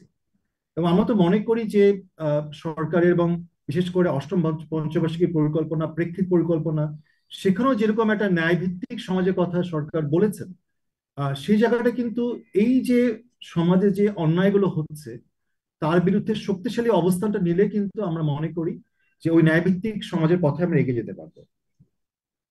আহ স্বাস্থ্য খাতের যে এবারে বরাদ্দটা কিছুটা ক্ষেত্রে ডেভেলপমেন্ট এডিবিতে বরাদ্দ বাড়ানো হয়েছে, তার আমরা মনে করি, আমরা প্রশংসা করি। কিন্তু এই কথাও খুব আপনাদের মনে আছে যে কোভিড সময়ে কিন্তু স্বাস্থ্য খাতে বরাদ্দ বাড়ানো হয়েছিল, কিন্তু স্বাস্থ্য মন্ত্রণালয় কিন্তু সেই বরাদ্দ কিন্তু তারা সে খরচ করতে পারেনি, সে টাকা ফেরত গিয়েছিল। এবং প্রায় প্রতি বছর কিন্তু এরকম ঘটনা ঘটে যে প্রস্তাবিত বাজেটে যে বরাদ্দ থাকে শিক্ষা এবং স্বাস্থ্য খাতে, তার একটা বড় অংশ তারা খরচ করতে পারে না। এবং একটা অজুহাত দেওয়া হয় যে এই মন্ত্রণালয়গুলোর সক্ষমতা নেই। তাহলে প্রশ্নটা হচ্ছে কেন এত বছরেও এই মন্ত্রণালয়গুলোর সক্ষমতা বাড়ানো হচ্ছে না? কারণ স্বাস্থ্য এবং শিক্ষা খাতে যদি আমরা খুব বরাদ্দ যদি খুব গুরুত্বপূর্ণ হয় বাড়াতে না পারি, এবং সেই বরাদ্দগুলো যদি বাড়ানোই না, তাদের যে প্রাতিষ্ঠানিক দুর্বলতাগুলো আছে সেগুলোকে কাটিয়ে যদি আমরা স্বাস্থ্য এবং শিক্ষা খাতের শক্তিশালী খাত যদি আমরা করতে না পারি, তাহলে মানব সম্পদ উন্নয়নের যে কথাগুলো আমরা বলছি সেটা কিন্তু আমরা অ্যাচিভ করতে পারবো না। পাওয়ার এবং এনার্জি সেক্টর নিয়ে প্রেজেন্টেশনে ডক্টর বিদিশা ওই জায়গাটা খুব বেশি বলেননি। আমি জাস্ট একটা কথাই বলছি যে আপনারা দেখেছেন বাজেটে, এবং আপনারা সবাই তো একমত হবেন যে জ্বালানি খাতে বিশেষ করে নতুন করে গ্যাস ফিল্ড এক্সপ্লোর করা, আমাদের নিজস্ব অভ্যন্তরীণ ভাবে কিভাবে জ্বালানির উৎসগুলোকে আমরা কিভাবে করতে পারি, সেই জায়গায় কিন্তু বরাদ্দ অনেক কম। এবং এখানে কিন্তু অনেকটাই কিন্তু দেখা গেছে এলএনজি লবি যারা তারা কিন্তু খুশি হবে, কারণ এলএনজি ইম্পোর্টের উপরে কিন্তু এক ধরনের সেই নির্ভরশীলতা, এলএনজি ইম্পোর্ট নির্ভরশীল অথবা ফসিল ফুয়েল বেসড যে পাওয়ার জেনারেশন, সেটা কিন্তু আমরা সেই পথে কিন্তু হাঁটছি। অথচ আমাদের কিন্তু যে লক্ষ্যমাত্রাগুলো আছে সেখানে কিন্তু রিনিউয়েবল এনার্জির দিকে ট্রান্সফরমেশনে কিন্তু একটা বড় ধরনের লক্ষ্যমাত্রার কথা সরকার বলেছেন। তাহলে পাথওয়েজটা কিভাবে হবে? পাথওয়েজ টু যে এনার্জি ট্রান্সফরমেশন, যেটা ট্রানজিশনটা, সেটা কিন্তু আমরা বাজেটে খুব সুস্পষ্টভাবে দেখতে পাচ্ছি না। এবং সেই জায়গাটা আমরা মনে করি যে এই এই আলোচনাটা খুব শক্তভাবে আসা দরকার। ফাইনাল পয়েন্ট আমি যেটা বলবো যেটা হচ্ছে যে এবারের যে প্রশ্নটা, যে অর্থনীতির খুব গুরুত্বপূর্ণ জায়গাটা, সেটা হচ্ছে যে আমাদের সামষ্টিক অর্থনীতির স্ট্যাবিলিটি অথবা স্থিতিশীলতার জায়গাটা কোথায়। এবং আমরা সবাই মোটামুটি আপনারা দেখবেন যে বাংলাদেশের অর্থনীতিবিদদের মধ্যে এক ধরনের একটা ঐক্যমত আছে, সেটা হচ্ছে যে আমাদের সামষ্টিক অর্থনীতি কিন্তু একটা বড় ধরনের ঝাঁকুনি হয়েছে, এবং এটা স্থিতিশীলতা কিন্তু এখনো ফিরে আসেনি, এবং আমরা একটা বেশ একটা অস্থিতিশীল অবস্থার মধ্যে আছি। এবং সেই জায়গায় মূল্যস্ফীতি যেমন একটা বড় ধরনের সমস্যা, ফরেন রিজার্ভ যেভাবে কমছে সেটা একটা বড় ধরনের সমস্যা, কারণ আমাদের এখন যে ফরেন রিজার্ভের বিভিন্ন হিসাবে যেটা আমরা দেখছি, তাতে কিন্তু আমাদের আমদানির সক্ষমতা কিন্তু ক্রমান্বয়ে কমছে। আহ, মুদ্রা বিনিময়ের হারে যে জায়গাটুকু, সেটাও কিন্তু বাজার ভিত্তিক দীর্ঘদিন না করার কারণে তার খেসারত কিন্তু আমরা এখন দিতে হচ্ছে, বা এখনো কিন্তু এটা পুরোপুরি বাজার ভিত্তিক হয়নি। তো সুতরাং সেই জায়গাটাও কিন্তু একটা গ্যাপ রয়ে গেছে। পাশাপাশি যে জায়গাটা একটু আমি বলতে চাই সেটা হচ্ছে যে আমাদের হারে কিন্তু ক্রমান্বয়ে ঋণের বোঝা, ঋণের যে পরিশোধের যে বোঝা, সেটা কিন্তু প্রতি বছর আর সামনের বছরগুলোতে আরো বাড়বে। এবং বিভিন্ন হিসাব দেখাচ্ছে যে এখন যা বোঝা আছে তা আগামী কয়েক বছর কিন্তু কয়েক গুণ হবে। এবং যে ঋণগুলো যে কারণে নেওয়া হয়েছে বিভিন্ন মেগা প্রজেক্টের কারণে, আমরা বিভিন্ন সময় বলেছি, আজকেও বলছি, যে এগুলো একটা পরিপূর্ণ একটা অ্যাসেসমেন্ট হওয়া দরকার, এই মুহূর্তে একটা স্টক টেকিং হওয়া দরকার, যে এই যে মেগা প্রকল্পগুলোতে যে ঋণগুলো নেওয়া হয়েছে সেগুলো আসলে কতটুকু কিভাবে ব্যবহার হয়েছে, কেন বিভিন্ন প্রকল্পগুলো দেখা যায় যে তাদের যে নির্ধারিত সময় তার থেকে অনেক বেশি সময় তাদেরকে এক্সটেন্ড করতে হয়, বাজেট এক্সটেন্ড করতে হচ্ছে। এবং ঋণ নেওয়ার ক্ষেত্রে আমরা অনেক সময় দেখছি যে ঋণগুলো বিভিন্ন যে সোর্স থেকে ঋণ নেওয়া হচ্ছে, উচ্চ সুদের ঋণ, এবং যে ঋণ পরিশোধের যে সময় সীমা, সেটা কিন্তু তুলনাভাবে কম। তো সেটাও কিন্তু আমাদের উপরে বাড়তি একটা বোঝা বাড়াচ্ছে। এবং সবচেয়ে গুরুত্বপূর্ণ হচ্ছে যে যেটা আমরা সবাই একমত হব, যে ঋণ কিন্তু পরিশোধ করতে হবে আমাদের বৈদেশিক মুদ্রায়। তার অর্থ হচ্ছে যে যে ঋণে আমরা যে প্রকল্পগুলো করছি, নিশ্চিত করতে হবে সে প্রকল্পগুলো যেন বৈদেশিক মুদ্রা অর্জন করতে পারে। তা নাহলে আমরা তো টাকায় তো ঋণ পরিশোধ করতে পারবো না। এবং সেই বৈদেশিক মুদ্রা অর্জন করার যে সোর্স, তার একটা খুব গুরুত্বপূর্ণ সোর্স হচ্ছে অবশ্যই আমাদের রপ্তানি। সেই রপ্তানির যে বহুমুখীকরণ, সেটা খুব গুরুত্বপূর্ণ। সেই জায়গাটা আমরা মনে করি যে বাজেটে কিছু কিছু উদ্যোগ আছে, কিন্তু রপ্তানি বহুমুখীকরণের ক্ষেত্রে যে খুব বড় ধরনের যে সমস্যাগুলো আছে, খাত ভিত্তিক যে সমস্যাগুলো আছে, সেগুলোর সমাধানে কিন্তু আমরা উদ্যোগ আমরা সেভাবে দেখছি না। আরেকটা গুরুত্বপূর্ণ দিক হচ্ছে যে বিদেশি বিনিয়োগ। এবং বিদেশি বিনিয়োগ যদি আমরা বড় মাত্রায় বাড়াতে না পারি, তাহলে কিন্তু এই যে আমরা আহ, সামষ্টিক অর্থনীতির যে স্থিতিশীলতা এবং বিশেষ করে বৈদেশিক ঋণের যে পরিশোধের যে সক্ষমতা, সেটা কিন্তু আমাদের একটা বড় ধরনের সমস্যা হবে। এবং বিদেশি বিনিয়োগের ক্ষেত্রে একটা কথা আমি বলবো, যে আপনারা দেখছেন যে এবারে বাজেটে একটা প্রস্তাব এসছে যে ক্যাপিটাল মেশিনারিজ এর উপরে ইম্পোর্টের স্পেশাল ইকোনমিক জোনের হলেও সেখানেও আপনার ট্যাক্স এটা বাড়ানো হয়েছে। এবং সেটাও আমি মনে করি যে এটাও কিন্তু কোনো না কোনো ভাবে বিদেশি এবং দেশি বিনিয়োগকে নিরুৎসাহিত করবে, অথবা ইতিমধ্যেই বিনিয়োগ কিন্তু তারা নানা ধরনের কনস্ট্রেন্ট তারা ফেস করে, কারণ এটা কিন্তু একটা বাড়তি একটা তারা এই ধরনের একটা কনস্ট্রেন্ট ফেস করবে। ফাইনাল, আমি আপনাদের মনে আছে তিনটা প্রশ্ন দিয়ে শুরু করেছিলাম আমার মানে একদম এই অনুষ্ঠানটা, যে আসলে একটা এই বাজেটে ইকোনমির যে অবস্থা তার একটা কারেক্ট অ্যাসেসমেন্ট হয়েছে কিনা। উত্তর হবে যে অ্যাসেসমেন্টটা হয়েছে মাঝারি মানের। খুব যে শক্তিশালী অ্যাসেসমেন্ট হয়েছে তা না। এক ধরনের একটা রিয়েলাইজেশন আছে যে আহ, মূল্যস্ফীতি অথবা অর্থনৈতিক যে সমস্যাগুলো গুরুত্বপূর্ণ সমস্যা, কিন্তু এই রিয়েলাইজেশনটা আমাদেরকে ওরকম ভাবে একটা চিত্র দেখায়নি যে বাজেটে সেই উদ্যোগগুলোকে নেওয়া হয়েছে, যেটা আমার সেকেন্ড প্রশ্ন, যে প্রপোজ মেজার্স গুলো এই ক্রাইসিস থেকে উদ্যোগ মানে বের হয়ে আসতে সহায়ক কিনা, সাফিসিয়েন্ট কিনা। আমরা আপনাদের প্রেজেন্টেশনে বলেছি, আমি আমার বক্তব্যে বলছি যে এগুলো সাফিসিয়েন্ট নয়, কারণ এখানে অনেক দূর আরো অনেক কিছু করার প্রয়োজন ছিল এবারে বাজেটে, বিশেষ করে এবার একটা ক্রিটিক্যাল টাইমে, যে মূল্যস্ফীতি নিয়ন্ত্রণ, সামষ্টিক অর্থনীতির স্থিতিশীলতা, বিনিয়োগের ক্ষেত্রে যে এটা অনেকটা হচ্ছে ডাবল এজ সোর্ডের মতো, একদিকে সুদের হার বাড়াচ্ছি অথবা এটা বিনিয়োগকে ক্ষতিগ্রস্ত করবে, আবার আরেকদিকে আমাকে বিনিয়োগও দরকার আমার প্রবৃদ্ধির জন্য, কর্মসংস্থানের জন্য। তাহলে এই যে দুটো খুব বিপরীতমুখী যে সমস্যা, এটাকে সমাধান করার জন্য যে ধরনের একটা সুগভীর চিন্তার ভিত্তিক যে পরিকল্পিত যে মেজার্স গুলো দরকার ছিল, সেগুলো কিন্তু আমরা বাজেটে সেভাবে দেখিনি। এবং অন্যান্য যে বিষয়গুলো আমরা তো তুলে ধরেছি। ফাইনাল যে থার্ড কোশ্চেনে বলেছিলাম যে তাহলে কি করা দরকার ছিল, আহ আমাদের কাছে যেটা মনে হয়েছে যে টার্গেট গুলো যে বাজেটে, সেগুলো কিন্তু রিয়েলিস্টিক হওয়া খুব দরকার ছিল। প্রবৃদ্ধির যে টার্গেট, মূল্যস্ফীতি নিয়ন্ত্রণ যে টার্গেট, সেগুলো কিন্তু বাস্তবসম্মত নয়। এবং এখনকার যে পরিস্থিতির সাথে এটাকে বাস্তবসম্মত করার জন্য এবং রিয়েলিস্টিক যে টার্গেট গুলো, সেগুলোকে আনা দরকার ছিল।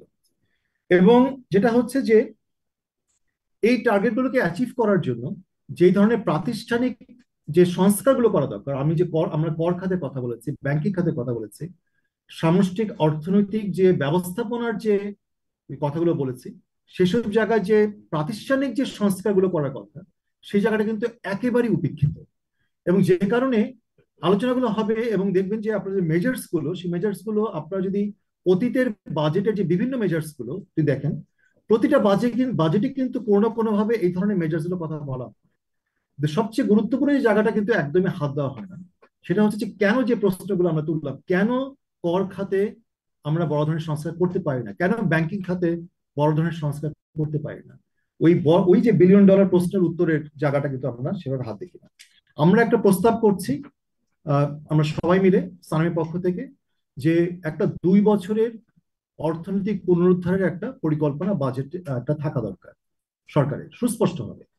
কারণ এক বছরে যে ঘটনা আমরা দেখছি, তাতে যেটা হচ্ছে যে একটা মোটামুটি একটু লঙ্গার টার্ম অথবা মিডিয়াম টার্ম পার্সপেক্টিভটা আমরা সেভাবে আমরা দেখছি এটা মিসিং হচ্ছে, সেই জায়গাটা থাকা দরকার।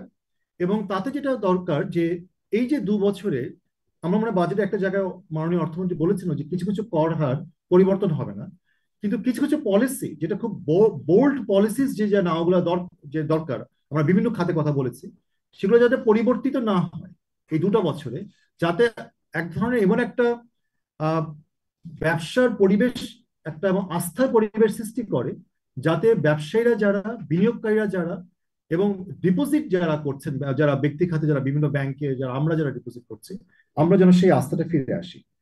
এবং ফাইনালি যেটা বলে আমি শেষ করব, সেটা হচ্ছে যে দুর্ভাগ্যজনকভাবে হলেও দুর্নীতি কিন্তু একটা বড় ধরনের সমস্যা হয়ে দাঁড়িয়েছে। এবং দুর্নীতির যে চিত্র আমরা দেখছি, আহ, কিছু কিছু ব্যক্তির ক্ষেত্রে, খুব গুরুত্বপূর্ণ পদে আসীন কিছু কিছু ব্যক্তির ক্ষেত্রে, আমরা যে তারা রিটায়ার করে যাওয়ার পরে তাদের যে দুর্নীতির চিত্র আমরা দেখছি। এবং এটা কি, প্রশ্ন হচ্ছে আমাদের যে এটা কি আসলেই টিপ অফ দ্য আইসবার্গ কিনা, নাকি যারা, যাদের কথা আমরা শুনছি, আহ, তারাই দুর্নীতি করছেন, এর বাইরে কেউ করছেন না। সুতরাং এই ব্যাপারে কি আমরা এক ধরনের প্রপার ইনভেস্টিগেশন আমরা চাইতে পারি না? আমরা জানি দুর্নীতি দমন কমিশন তারা করছেন, কিন্তু এক ধরনের একটা পার্লামেন্ট থেকে একটা প্রপার ইনভেস্টিগেশন, একটা পার্লামেন্টারি কমিটি করা যায় কিনা দুর্নীতি বিরোধী, তাহলে কিন্তু আমরা এই কমিটমেন্টটা দেখতে পাবো সরকারের পক্ষ থেকে, যেটা আমরা বলছি রাজনৈতিক সদিচ্ছা, যে দুর্নীতির বিরুদ্ধে একটা যুদ্ধ ঘোষণা করার মতো সেই ধরনের একটা আমরা উদ্যোগ দেখতে চাই। কারণ আমাদের কাছে মনে হচ্ছে, আপনারা হয়তো অনেকেই একমত হবেন, যে দুর্নীতি কোনো কোনো ক্ষেত্রে সর্বগ্রাসী হয়ে যাচ্ছে, এবং তার কিন্তু দায়ভার এবং তার যে বোঝাটা, এটা কিন্তু নিম্ন আয়ের মানুষ, মধ্যবিত্ত, নিম্ন মধ্যবিত্ত তাদের উপরে এসে পড়ছে নানাভাবে। এবং সেই পরিস্থিতি থেকে আমাদের উত্তর দরকার। আমি এখানে থামছি এবং আমি ফ্লোর ওপেন করছি প্রশ্নের জন্য, কমেন্টস এর জন্য। উপস্থিত যারা আছেন এখানে, আমি আছি, প্রফেসর বিদিশা আছেন, আমরা প্রশ্নগুলো উত্তর দেওয়ার চেষ্টা করব। জি, একটা মাইক্রোফোন আছে কোথায়? একটা মোবাইল মাইক্রোফোন চলছে। আমার নাম মাসুম বিল্লাহ, আমি দৈনিক শেয়ার মিলে কাজ করি। আর শেষের দিক দিয়ে শুরু করি, সেটা হলো যে আপনারা প্রাতিষ্ঠানিক সংস্কার এবং দুর্নীতির বিরুদ্ধে জিরো টলারেন্সের কথা বলছেন। অর্থমন্ত্রীর বাজেট বক্তৃতার 7ম অধ্যায়ে কিন্তু 14 পৃষ্ঠা এটা নিয়েই কথা বলা হয়েছে। তাহলে আপনারা কেন বলছেন যে সংস্কারের উদ্যোগ নেই? এবং আপনি যে দুর্নীতি বিরোধী কমিটির কথা বলছেন, 550টির মতো উপজেলায় দুর্নীতি বিরোধী কমিটি আছে, তো সেগুলো কি কাজ করছে না? বা এগুলোকে কেন আপনি যথেষ্ট মনে করছেন? দ্বিতীয় বিষয় হলো যে আপনারা পঞ্চবার্ষিক পরিকল্পনার কথা বারবার বলছেন, কিন্তু পঞ্চবার্ষিক পরিকল্পনার সাথে সংগতিপূর্ণ ভাবে বাংলাদেশে কি কখনো বাজেট হয় বা হয়েছে? এই বাজেট বক্তৃতা যদি আমরা দেখি, মাত্র 3 জায়গায় পঞ্চবার্ষিক পরিকল্পনার রেফারেন্স আছে। তো এই পরিকল্পনার সাথে বাস্তবতা তো কখনোই কোনো মিল থাকে না। এটা মানে আপনারা কেন প্রত্যাশা করছেন যে কেন হবে? আর আপনারা নন মনিটারি ইনসেনটিভ দেওয়ার কথা বলছেন, ইয়েতে রেমিটেন্স, সেটা আসলে কি নন মনিটারি ইনসেনটিভ? আর সর্বশেষ যে ইস্যু, সেটা হচ্ছে পরিচালন ব্যয়ের কথা বলছেন যে কমানো উচিত। কমাবে কোথায়?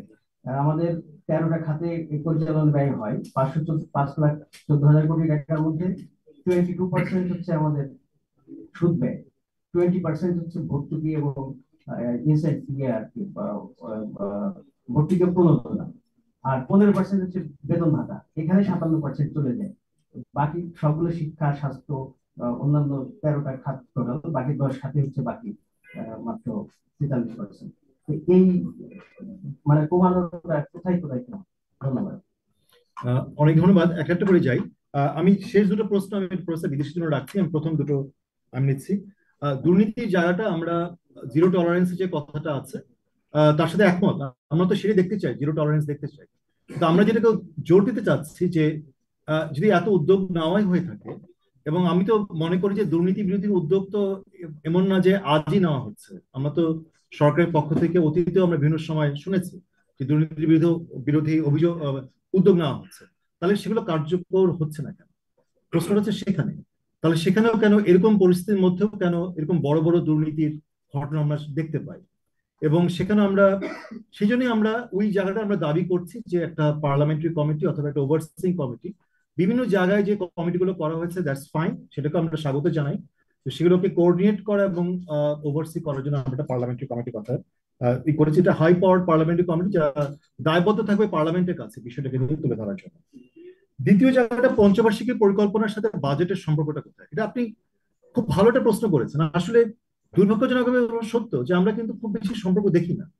কারণ পঞ্চবার্ষিকী পরিকল্পনাটা যেটা 5 বছরের জন্য করা হয় এবং 5 বছরে 5টা জাতীয় বাজেট থাকে, তাহলে প্রতি বছরের বাজেটই তো হওয়া উচিত একটা স্টেপিং স্টোন পঞ্চবার্ষিকী পরিকল্পনা অর্জন করার জন্য।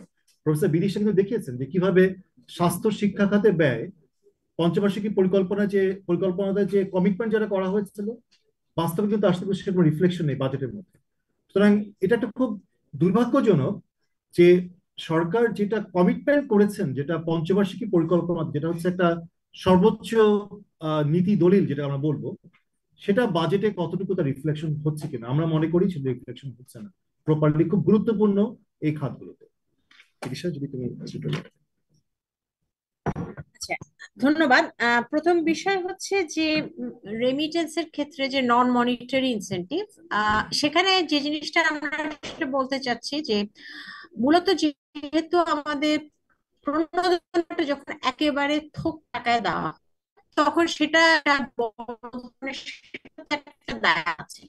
তো সেটাকে কিছুটা কমিয়ে বা ভিন্ন ভাবে, তো একটা যেমন হতে পারে যে রেমিটারদের জন্য, ট্যাক্স পেয়ারদের মতো রেমিটারদের জন্য একটা কার্ড হতে পারে। সো সেই কার্ডটা হয়তো যারা হাই রেমিটেন্স যারা দিচ্ছেন তাদেরকে কিছুটা এক ধরনের তাদেরকে একটা সোশ্যাল একটা অ্যাকসেপ্টেন্স এবং সোশ্যালি তাদেরকে রেকগনাইজ করা, যে তাদেরকে একটা কার্ড দেওয়া যেতে পারে। তাদের তারা যখন বিনিয়োগ করতে চান, তাদের বিনিয়োগের জন্য কিছু কিছু সুবিধা আছে, কিন্তু এই জায়গাগুলোতে সুবিধা এবং ফ্যাসিলিটিস গুলো আরো বাড়ানো যেতে পারে। এটা একটা বিষয়। তারপরে যেটা করা যেতে পারে যে তাদের ক্ষেত্রে বিমানবন্দরের ক্ষেত্রে এবং বিমানের ক্ষেত্রে, যাতায়াতের ক্ষেত্রে আলাদা বিমানের ব্যবস্থা করা, বিমানবন্দরে কিছু সুবিধা দেওয়া।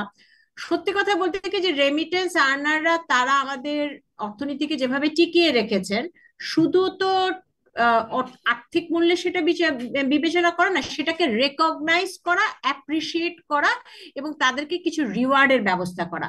সেই রিওয়ার্ডটা হয়তো টাকার অঙ্কে না হতে পারে, কিন্তু আপনি চিন্তা করেন যে একটা গ্রামে বা একটা উপজেলায় যে যিনি সবচাইতে বেশি রেমিটেন্স দিয়েছেন তাকে যদি একটা কোনো ধরনের একটা প্রাইজ দেওয়া হয়, তাকে যদি একটা রেকগনিশন দেওয়া হয়, তাকে যদি মন্ত্রণালয় থেকে মন্ত্রী বা সেক্রেটারি তারা এসে যদি তাকে একটা প্রাইজ হাতে তুলে দেন, সেটা কিন্তু তাদেরকে অনেক বেশি এনকারেজ করবে।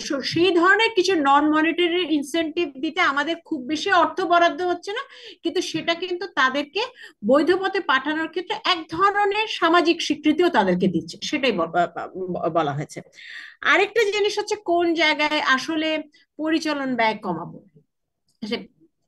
পত্র পত্রিকা যদি আমরা খুলি তাহলে কিন্তু আমরা অনেক জায়গায় দেখতে পাই যে যখন আমরা কৃচ্ছ্রতা সাধনের কথা বলা হচ্ছে তখন অনেক জায়গা থেকে আসলে কৃচ্ছ্রতা সাধন হচ্ছে। অনেক জায়গাতেই কিন্তু আমরা দেখি যে অনেক বড় বড় গাড়ি কেনা হচ্ছে, অনেক জায়গাতেই বড় বড় বেতন ভাতার ক্ষেত্রে বড় বড় বিভিন্ন ধরনের সুযোগ সুবিধা দেওয়া হচ্ছে। প্রশ্ন থেকে যায় যে যখন নিম্ন আয়ের এবং বিশেষ করে মধ্যবিত্তর কথা আমরা বলছি, তারা বড় ধরনের চাপের মধ্যে আছে, সেখানে বেতন ভাতার বিষয়গুলো কখন খুব জরুরি। সেটা জরুরি হচ্ছে যখন আমি আমি বলবো যেমন প্রাথমিক শিক্ষক, মাধ্যমিক শিক্ষক, শিক্ষার গুণগত মান উন্নয়নে ওই জায়গাগুলোতে বেতন ভাতা বা এই বিষয়গুলো অত্যন্ত জরুরি এবং সেখানে কাটছাট করার কোনো সুযোগ নেই। কিন্তু এই ধরনের বিভিন্ন বিলাস দ্রব্য, আমদানি দ্রব্য, বিভিন্ন ধরনের মিটিং আপ্যায়ন, এগুলোতে যে ব্যয়গুলো করা হয়, বিদেশ ভ্রমণ, এগুলোতে যে ব্যয় করা হয়, সেগুলো বর্তমান আর্থিক পরিস্থিতিতে আসলে কতটা যৌক্তিক সেটা আমরা নিজেদেরকে প্রশ্ন করলে জানতে পারি। আমি আতঙ্কিত এখন টেলিভিশন থেকে এখানে জি হ্যাঁ, প্রশ্নটা ছিল, আপনি প্রথম দিকে বলেছেন যে খোলা বাজারের সাথে যদি ব্যাংকের ডলারের যে পার্থক্য থাকে তাহলে রেমিটেন্সটা বেশিরভাগ খোলা বাজারই আসবে। আমরা জানি বর্তমানে ক্রলিং পেগ নামে একটি পদ্ধতিতে ডলার একটা রেট নির্ধারণ করে দেওয়া হয়েছে। তাহলে সেক্ষেত্রে কি ভবিষ্যতে খুব শীঘ্রই কি খোলা বাজারে ডলার রেটটা ছেড়ে দেওয়া প্রয়োজন বলে মনে করেন কিনা? কারণ যেহেতু আমাদের টাকার যে অবমূল্যায়ন ছিল সেটা দীর্ঘদিন ধরে রাখা হয়েছে এবং বিশেষজ্ঞ বা সবাই বলছেন যে ডলারের রেট আরো বাড়বে বা বাড়া উচিত বর্তমান পরিস্থিতিতে। সেই সাথে যে সুদের হার রয়েছে, যেহেতু বলছেন যে সবার হাতে টাকা নাই, সেক্ষেত্রে হয়তো ডলারের একটা অফশোর ব্যাংকের মাধ্যমে হয়তো ইনভেস্টমেন্ট আসবে যদি ডলারের একটা বাড়ে। সেক্ষেত্রে কি কলিং পেগটা কি আসলে কার্যকর হবে কিনা বা খুব শীঘ্রই সেটা খোলা বাজারে ছেড়ে দেওয়া উচিত কিনা যদি রেমিটেন্স আমি ব্যাংক থেকে আনতে চাই? না এটা একটা ভালো প্রশ্ন এবং এটা একটা এমপিরিক্যাল কোশ্চেন। ক্রলিং পেগ যখন বলা হচ্ছে এটা শুনতে খুব অ্যাট্রাকটিভ মনে হয়, কিন্তু তাকে তো ক্রল করতে দিতে হবে। যদি ক্রল করতে না পারে সে তো আসলে ক্রলিং হবে না। মানে বেসিক্যালি দেখা যাবে যে সেখানে যেটা অ্যাডমিনিস্ট্রেটেড একটা এক্সচেঞ্জ রেট যদি রেখে দেওয়া হয় বাংলাদেশ ব্যাংকের নির্দেশে যে তার বেশি এদিক সেদিক হবে না, তাহলে বেসিক্যালি আমরা যে উদ্দেশ্যে ক্রলিং পেগ করা হচ্ছিল সেটা হবে না। আমরা তো আর ব্যান্ডটাও আমরা পরিষ্কার না যে কতটুকু সে উঠতে পারে, কতটুকু সে নিচে নামতে পারে। সুতরাং শেষ পর্যন্ত কিন্তু আমাদেরকে যেটা প্রফেসর বিদিশা বলেছেন যেটা খুব গুরুত্বপূর্ণ, যে আমাদের কিন্তু মার্কেট বেসড এক্সচেঞ্জের দিকে যেতে হবে। এবং আমরা যত দেরি করছি তত কিন্তু বেসিক্যালি ওই রক্তক্ষরণটা হচ্ছে আর কি। ওটা হলে একটা বড় ধাক্কা হবে সেটা আমরা জানি, বিভিন্ন দেশেও হয়েছে ধাক্কাটা। আর বাংলাদেশে বড় ধাক্কাটা এই কারণে আমরা ফিল করছি, কারণ আমাদের সমস্যা হচ্ছে আমরা অতীতে দীর্ঘ সময় জুড়ে সেটাকে আমরা অ্যাডজাস্ট করিনি, মার্কেটের কাছাকাছি নেই, আর্টিফিশিয়ালি ধরে রেখেছিলাম। সুতরাং আমি মনে করি যে ওই ক্রলিং পেগের আমরা দেখতে চাই যে কতটুকু ক্রল করছে এটা, এবং যদি না করে তাহলে তো বেসিক্যালি ওটা হচ্ছে যে ক্রলিং পেগের নামে ওটাকে আর্টিফিশিয়ালি আবার ধরে রাখার চেষ্টা করা হচ্ছে। আমরা সেখান থেকে আমরা চাই যে সরে আসা দরকার। একটু হুমায়ুনটা নেই তারপরে সরি।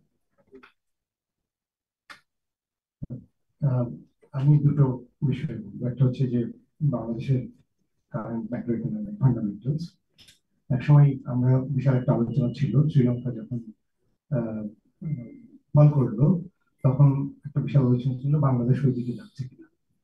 তো তখন বাংলাদেশের ফান্ডামেন্টালস এত খারাপ অবস্থা ছিল না, এখন তো এটা নিম্নগামী। তো আপনি কি মনে করেন কিনা এরকম higher inflation, decreasing trend of foreign reserve and other economic fundamentals unstable, Sri Lanka মতো আমরা হতে যাচ্ছি কিনা? Number one. নাম্বার টু হচ্ছে যে ব্ল্যাক মানি প্রসঙ্গ। সেটা হচ্ছে যে আপনি জানেন যে আমাদের ইদানিং দু একজনের করাপশন নিয়ে বড় বাংলাদেশের যারা বড় ধরনের কর্মকর্তা ছিল তাদের বিষয়টি সামনে এসেছে। এখন আমাদের বাংলাদেশের এই করাপশন মানে মানি লন্ডারিং, এই করাপশন আমরা সবাই জানি যে একটা বিশাল জায়গায় চলে গেছে। এখানে কোনো গভর্নমেন্টের কোনো কি নাই, চেক অ্যান্ড ব্যালেন্স নাই। এখন এই যে নতুন ব্ল্যাক মানি হোয়াইটেন করা with the provision of immunity, গভর্নমেন্টের এটা কি প্রসেসটা কিনা যে এই ধরনের যেগুলা টাকা পাচার হয়ে যাচ্ছে বা ব্ল্যাক মানি হচ্ছে সেগুলাকে আবার ইকোনমিতে ফিরিয়ে নিয়ে আসা, আপনি কি মনে করেন? ধন্যবাদ। বলতে পারি ব্ল্যাক মানির ক্ষেত্রে আমরা যেটা বলেছি একটু আগে, যেটা তোমার নৈতিকভাবে এটাকে যে হোয়াইট করার যে এটা কোনোভাবে আমরা সমর্থন করি না। দ্বিতীয় হচ্ছে যে এটাকে হোয়াইট করার যে অতীতে যে প্রক্রিয়াটা, যে এটা অ্যাটেম্প গুলো তো খুব বেশি সাকসেসফুল তো না। এবং এনবিআর কি খুব বেশি কখনো তারা রিলিজ করেছে তাদের ডেটা যে তারা এই যে বিভিন্ন সময় যে কালো টাকা সাদা করার যে বাজেটে প্রভিশন গুলো দেওয়া হয়েছিল তাতে কতটুকু তারা সাকসেস হয়েছে? সুতরাং আমার কাছে মনে হয় যে এই উদ্যোগটা আসলে কি কারণে নেওয়া হলো এবং তাতে কতটুকু সফলতা আসবে তার থেকে খুব গুরুত্বপূর্ণ হচ্ছে যে কালো টাকা হচ্ছে কেন, যে উদ্দেশ্য কারা করছে, কারাই অসৎ পথে তারা এই টাকাগুলো আর্ন করছে, সেই পথগুলোকে বন্ধ করা যাচ্ছে না কেন? আমরা প্রশ্নটা সেই জায়গাটাই করতে চাই। এবং সেটাই কিন্তু আহ, প্রাতিষ্ঠানিক যে সরকারের যে দক্ষতা সেটাকে যেমন একটা প্রশ্নের জায়গায় তুলবে, আর দ্বিতীয় হচ্ছে যে নৈতিক জায়গাটা খুব গুরুত্ব আসবে যে আসলে কতটুকু নৈতিকভাবে শক্তিশালী দিক থেকে অবস্থান থেকে এই ধরনের দুর্নীতি বিরুদ্ধে অভিযানগুলো করা যেতে পারে, অথবা এই ধরনের যারা করছে। আমরা যে একটা দুটো কেস দেখছি, মানে আশঙ্কা হয়, এটা আমাদের যেহেতু তথ্য আমাদের কাছে নেই, আশঙ্কা হয় যেগুলো তো একটা দুটো কেস না, এরকম তো অনেক অসংখ্য ঘটনা আছে যেগুলো হয়তো সেভাবে আসছে না সামনে, হয়তো সামনে দিনে আসবে। তাহলে এগুলোকে মোকাবেলা করার জন্য কি এটাই উপায় হবে যে তাদেরকে প্রতি বছর এরকম রিডিউস রেটে ট্যাক্সের দিয়ে তারা হোয়াইট করবে, নাকি তারা যাতে এরকম ব্যবস্থা করতে না পারে অর্থের মানে তারা কালো টাকার, সেটা যেন সেই পথগুলোকে বন্ধ বন্ধ করা। আর শ্রীলঙ্কার ব্যাপারটা, কোনো দেশ তো আসলে কোনো দেশ হয় না, বাংলাদেশ বাংলাদেশই হবে, বাংলাদেশের অবস্থান বাংলাদেশের মতোই হবে। তবে এটা ঠিক, আপনি হুমায়ুন এই প্রশ্নটা একটা ভালো বলেছেন যে 1 বছর আগে যদি আপনি বলতেন প্রশ্নটা যে বাংলাদেশের সামষ্টিক অর্থনীতির অবস্থা কি, 1 বছর আগের তুলনায় এখন কিন্তু সামষ্টিক অর্থনীতির অবস্থা খারাপ হয়েছে। এটা কিন্তু আমরা যে সূচকের কথাই বলি না, মূল্যস্ফীতি এত দীর্ঘদিন ধরে যে মূল্যস্ফীতি রয়ে গেছে, ফরেন রিজার্ভ যথেষ্ট পরিমাণে কমেছে, আমাদের বিনিয়োগের পরিস্থিতি আমাদের ভালো নয়। আমরা যদি আরো অন্যান্য সূচকগুলোতে দেখি সেখানেও কিন্তু খুব উৎসাহব্যঞ্জক নয়। রপ্তানি অথবা রেমিটেন্স সেখানেও কিন্তু প্রবৃদ্ধি থাকলেও বেশ একটা ফ্লাকচুয়েটিং একটা ট্রেন্ড। এরকম জায়গায় কিন্তু আমাদের উদ্বেগের জায়গাটা অবশ্যই রয়েছে, উদ্বেগের মাত্রাটাও বেড়েছে আমি বলবো 1 বছর আগের তুলনায়। যে যদি আমরা সামষ্টিক অর্থনীতির এই বিশ্ব ফান্ডামেন্টালস গুলোকে আমরা ঠিক করতে না পারি, তাহলে কিন্তু অর্থনীতির আরো 1 বছর পরে কি ভালো হবে, আরো অর্থনীতি আরো আরো 1 বছর আরো খারাপ হবে। এবং সেই খারাপটা কি ধরনের খারাপ হবে সেটা তো আসলে আমরা জ্যোতিষী নয়, আমরা কোনো অনুমান করতে চাই না। কিন্তু এটা বলা যাবে যে এখন যদি ফান্ডামেন্টালস গুলোকে অ্যাড্রেস না করা যায়, অর্থনীতির অবস্থা ভালোর তুলনায় আর আগামী 1 বছর আরো খারাপের দিকে যাবে। বিদিশা কিছু বলতে চাই? না, একটা বিষয় যেটা সেটা হচ্ছে যে কালো টাকার ব্যাপারে যে কথা আমরা বললাম সেটা হচ্ছে যে একটা বিষয় আমাদের কিন্তু মনে রাখতে হবে যে আমাদের অর্থনীতির দর্শন কিন্তু বলবে যে যারা সৎভাবে ব্যবসা করবে, যারা ভালোভাবে ব্যবসা করে বড় ইন্ডাস্ট্রি তৈরি করবে এবং কর্মসংস্থান তৈরি করবে, তাদেরকে প্রণোদনা দিবে এবং তাদেরকে বিভিন্ন ধরনের উদ্দীপনা দেওয়া হবে। কিন্তু যদি আমরা এই ধরনের 15% হারে কালো টাকাকে সাদা করার যে বিষয়টা, সেটা যদি করা হয় তাহলে যারা সৎ ব্যবসায়ী তারা কিন্তু ভীষণভাবে নিরুৎসাহিত হয়। এবং এই নিরুৎসাহিত হওয়ার প্রক্রিয়াটা কিন্তু স্বাভাবিকভাবে ব্যবসা করা, দেশে টাকা রাখা, দেশে বিনিয়োগ করা, এই পুরো বিষয়টার ক্ষেত্রে কিন্তু একটা নেতিবাচক ফল আসবে। সুতরাং তখন দেখা যাবে যে টাকা পাচার করার যে প্রবণতা সেটা তখন আরো বেড়ে যেতে পারে। মানে যে ভয়টা হতে পারে সেটা হচ্ছে যে এগুলো সবই স্পেকুলেশন। ভয়টা হচ্ছে যে 15% কর, এই যে প্রভিশনটা রাখলে এটা যতটুকু না কালো টাকা সাদা হবে, তাতে অনেকেই মনে হবে যে না, কালো টাকা তো করা যায়, তাহলে সেই উৎসাহটা হয়তো আরো আরো বেশি মাত্রায় উৎসাহ পেতে পারে। এবং যারা কালো টাকা করবে তারা আর সাদা করার জন্য খুব বেশি আগ্রহী হবে না। শাওন। জি। মন্তব্য জানতে চাচ্ছি আপনাদের, সেটা হচ্ছে যে এই বাজেট আসলে করের চাপটা কার উপর বেশি পড়লো, উচ্চবিত্ত, মধ্যবিত্ত না নিম্নবিত্ত, মানে আপনাদের পর্যালোচনাটা কি? আমাদের পর্যালোচনা হচ্ছে যে নিম্নবিত্ত, নিম্ন আয়ের মানুষ, নিম্নবিত্ত এবং মধ্যবিত্তের উপরে করের হার বেশি পড়বে অবশ্যই। দুটো কারণ। একটা হচ্ছে যে যে যেসব পণ্যের কর বাড়ানো হয়েছে অথবা যেসব সেবাতে পণ্য কর বাড়ানো হয়েছে, দেখেছেন দেখছেন যে এখন আপনারা মোবাইল ফোনেরও ব্যবহারের ক্ষেত্রে সিমের উপরেও এখন কিন্তু মোবাইল ফোন কোনোভাবেই কিন্তু আর লাক্সারি পণ্য নয়, কারণ এটা হচ্ছে একেবারে নিত্য প্রয়োজনীয় একটা সেবা অথবা নিত্য প্রয়োজনীয় একটা পণ্য। সেই ক্ষেত্রে এই কর যখন অতিরিক্ত কর যখন বাড়ানো হলো, এবং আরো বেশ কিছু জায়গায় আমরা দেখছি যে কর যেগুলো বাড়ানো হচ্ছে সেগুলো কিন্তু সরাসরি নিম্ন আয়ের মানুষ, মধ্যবিত্ত, নিম্নবিত্ত মানুষের জীবনযাত্রার উপর প্রভাব ফেলবে। আর উচ্চবিত্তের উপরে কিন্তু এগুলো খুব বেশি ম্যাটার করে না, এই যে করের যেগুলো দেখছি আমরা। তো তাদেরকে, তাদের উপরে করের বোঝা বাড়ানোর জন্য যে প্রক্রিয়া দরকার ছিল, একটা উদ্যোগ আছে প্রশংসনীয়, যে সর্বোচ্চ কর হার 25% থেকে 30% বাড়ানো। তো সমস্যা হচ্ছে যে কথাটা আমি বলছিলাম, যেহেতু অনেক ধনীরাই তাদের তাদের যে ইনকাম, তাদের একটা বড় অংশ কিন্তু করের আওতার মধ্যে না, এবং নানা কারণে তারা এই করের আওতার বাইরে, নানা বিভিন্ন কারণে। সুতরাং তাদেরকে যদি সে আওতার মধ্যে আনা না যায়, সুতরাং তো সেই বোঝা তাদের উপরে ফেলা যাবে না। সুতরাং সামগ্রিকভাবে এই পদ্ধতি যেটা হয়েছে, বাজেটে যে প্রস্তাবগুলো হয়েছে করের, সেটা তাতে যেটা হবে যে বাজেটের অথবা করের যে ব্যবস্থাপনা, সেটা আরো বেশি বলা যাবে রিগ্রেসিভ হবে রাদার দেন প্রোগ্রেসিভ। জি। আমি সময় টেলিভিশন থেকে আসছি।